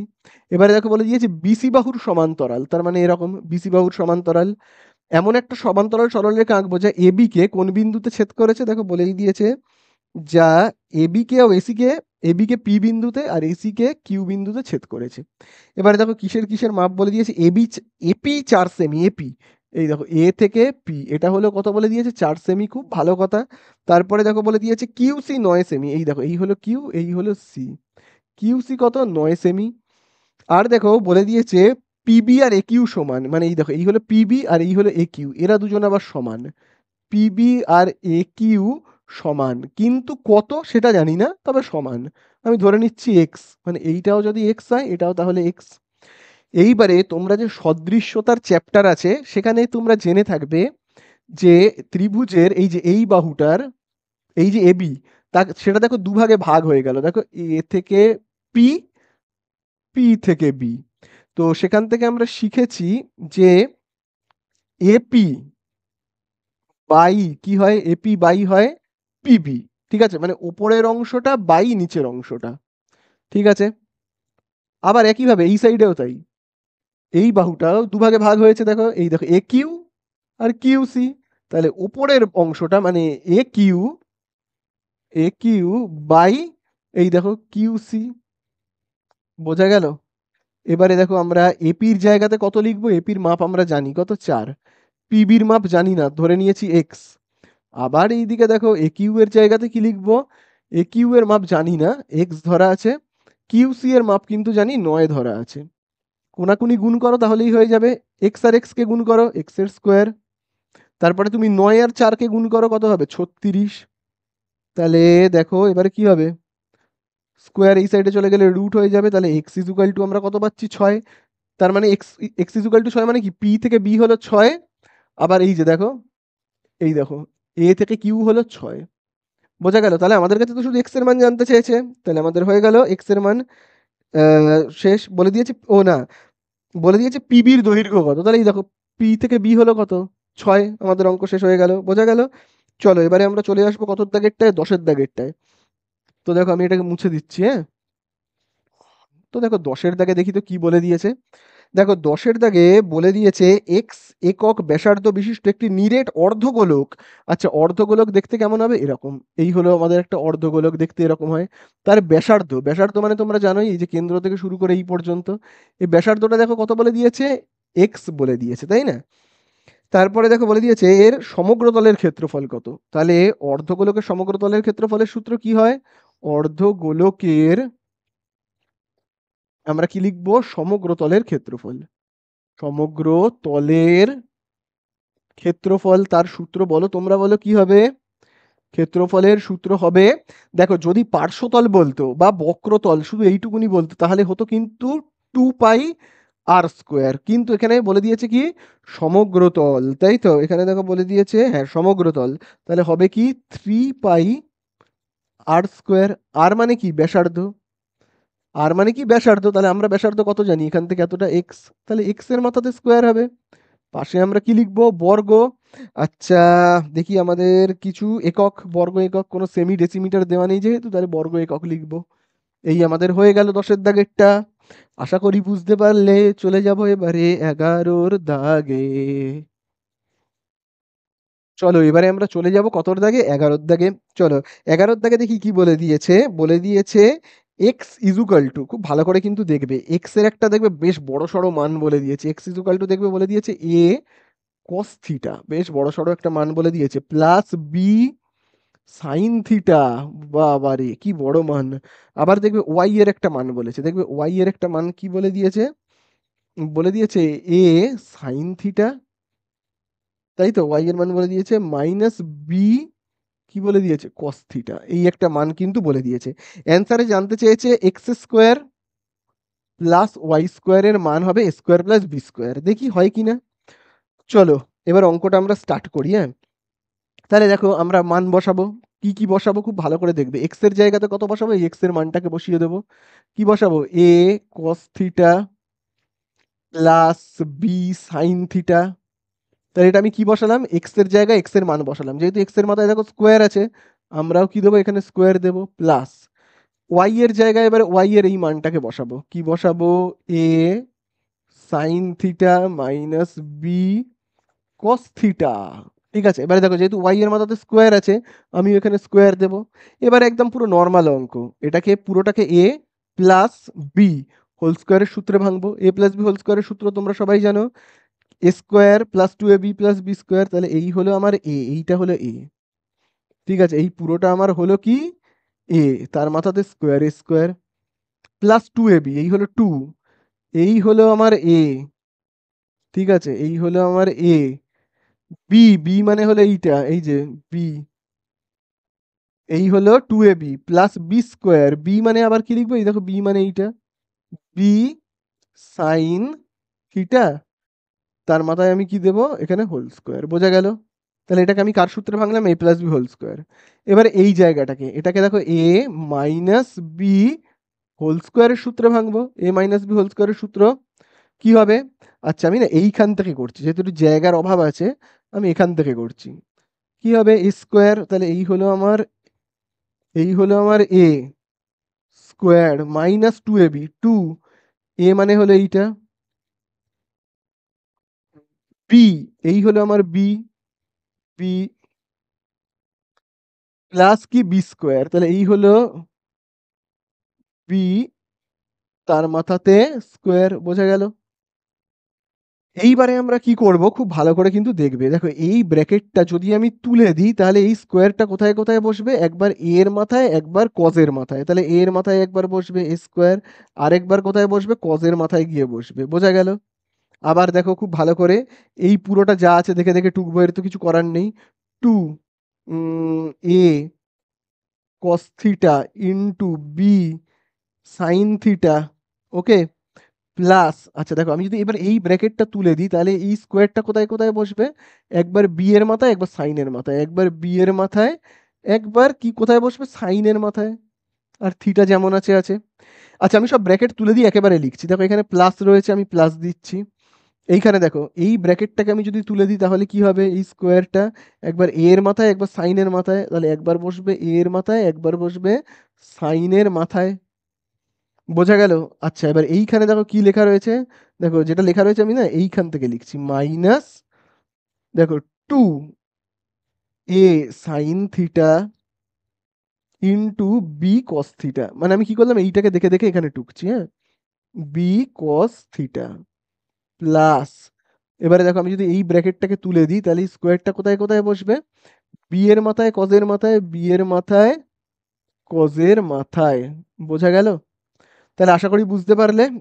তাহলে এবারে দেখো এই জায়গাটা খুব ভালো করে দেখো, এই দুটো জায়গায় দেখো মিল রয়েছে, একই জিনিস, অথচ দেখো এখানে চিহ্নটা মাইনাস আর এটা প্লাস, তাহলে কি হবে, এই দুটো জিনিস পুরো কেটে যাবে, দেখো এই দুটো জিনিস পুরো কেটে গেল। তাহলে দেখো এখানে কি থাকছে, এই দেখো এ স্কোয়ার কজ স্কোয়ার, আবার দেখো এখানেও দেখো রয়েছে এ স্কোয়ার সাইন স্কোয়ার থিটা, এ স্কোয়ার কস স্কোয়ার থিটা, তাহলে আমি এই দুটো জায়গা থেকে যদি এ কে কমন নিয়ে নিই, এখানেও স্কোয়ার এখানেও স্কোয়ার যদি কমন নিয়ে নিই তাহলে কি থাকছে, তাহলে দেখো থাকছে কিন্তু এ স্কোয়ার, তাহলে এখানে দেখো কি থাকছে, কজ স্কোয়ার থিটা প্লাস, আবার দেখো এখানে কি থাকছে, থাকছে কিন্তু এ স্কোয়ার যদি কমন চলে যায় পড়ে থাকবে শুধু এইটা, সাইন স্কোয়ার থিটা। আবার দেখবে খুব ভালো করে দেখবে, দেখো এই জায়গাটা থেকে আমি বি কমন নেব, আবার দেখো এই পুরো জায়গাটা থেকে আমি বি কমন নেব, বি স্কোয়ার কমন নেব, সরি বি স্কোয়ার কমন নিলে তাহলে কি থাকবে, এখানে থাকবে দেখো সাইন স্কোয়ার থিটা প্লাস এই জায়গাটাতে কি থাকবে, কস স্কোয়ার থিটা। তাহলে আমরা দেখো এখানে কি পাচ্ছি, এ স্কোয়ার, এখানে কোনো চিহ্ন নেই মানে গুণ চিহ্ন, তাহলে দেখো sign square theta plus cos square theta is equal to কত, এক। আবার দেখো এখানে বি স্কোয়ার যেমন আছে আছে, sign square theta plus cos square theta তার মান কত, এক। তাহলে আমরা দেখো এখানে কত পাচ্ছি, এ স্কোয়ার আর এককে গুণ করলে কি এ স্কোয়ার, বি স্কোয়ার আর এককে গুণ করলে বি স্কোয়ার, দেখো এটাই তো বলে দিয়েছে অ্যান্সার, যে এক্স স্কোয়ার প্লাস ওয়াই স্কোয়ারের মান হবে কি এ স্কোয়ার প্লাস বি স্কোয়ার, এই হয়ে গেল আমাদের অ্যান্সার। লাস্ট আমরা করব কত দাগেরটা, 12 দাগেরটা, ঠিক আছে? তাহলে দেখো এবারে আমরা করব কত দাগেরটা, 12 দাগেরটা প্রচন্ড ইম্পর্টেন্ট, স্টার মার্কিং করবে।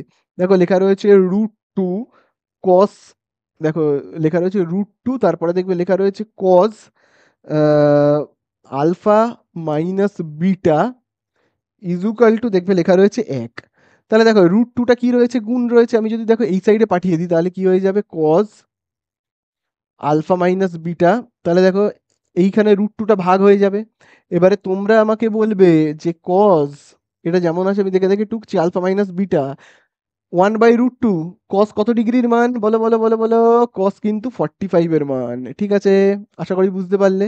তাহলে দেখো এই দিক থেকে কস, এই দিক থেকে কস কেটে গেল, তাহলে পরেটা কি থাকছে, পরে থাকছে কিন্তু alpha minus beta equal to কত, 45 ডিগ্রি, তাহলে এই হলো আমাদের 1 নম্বর সমীকরণ।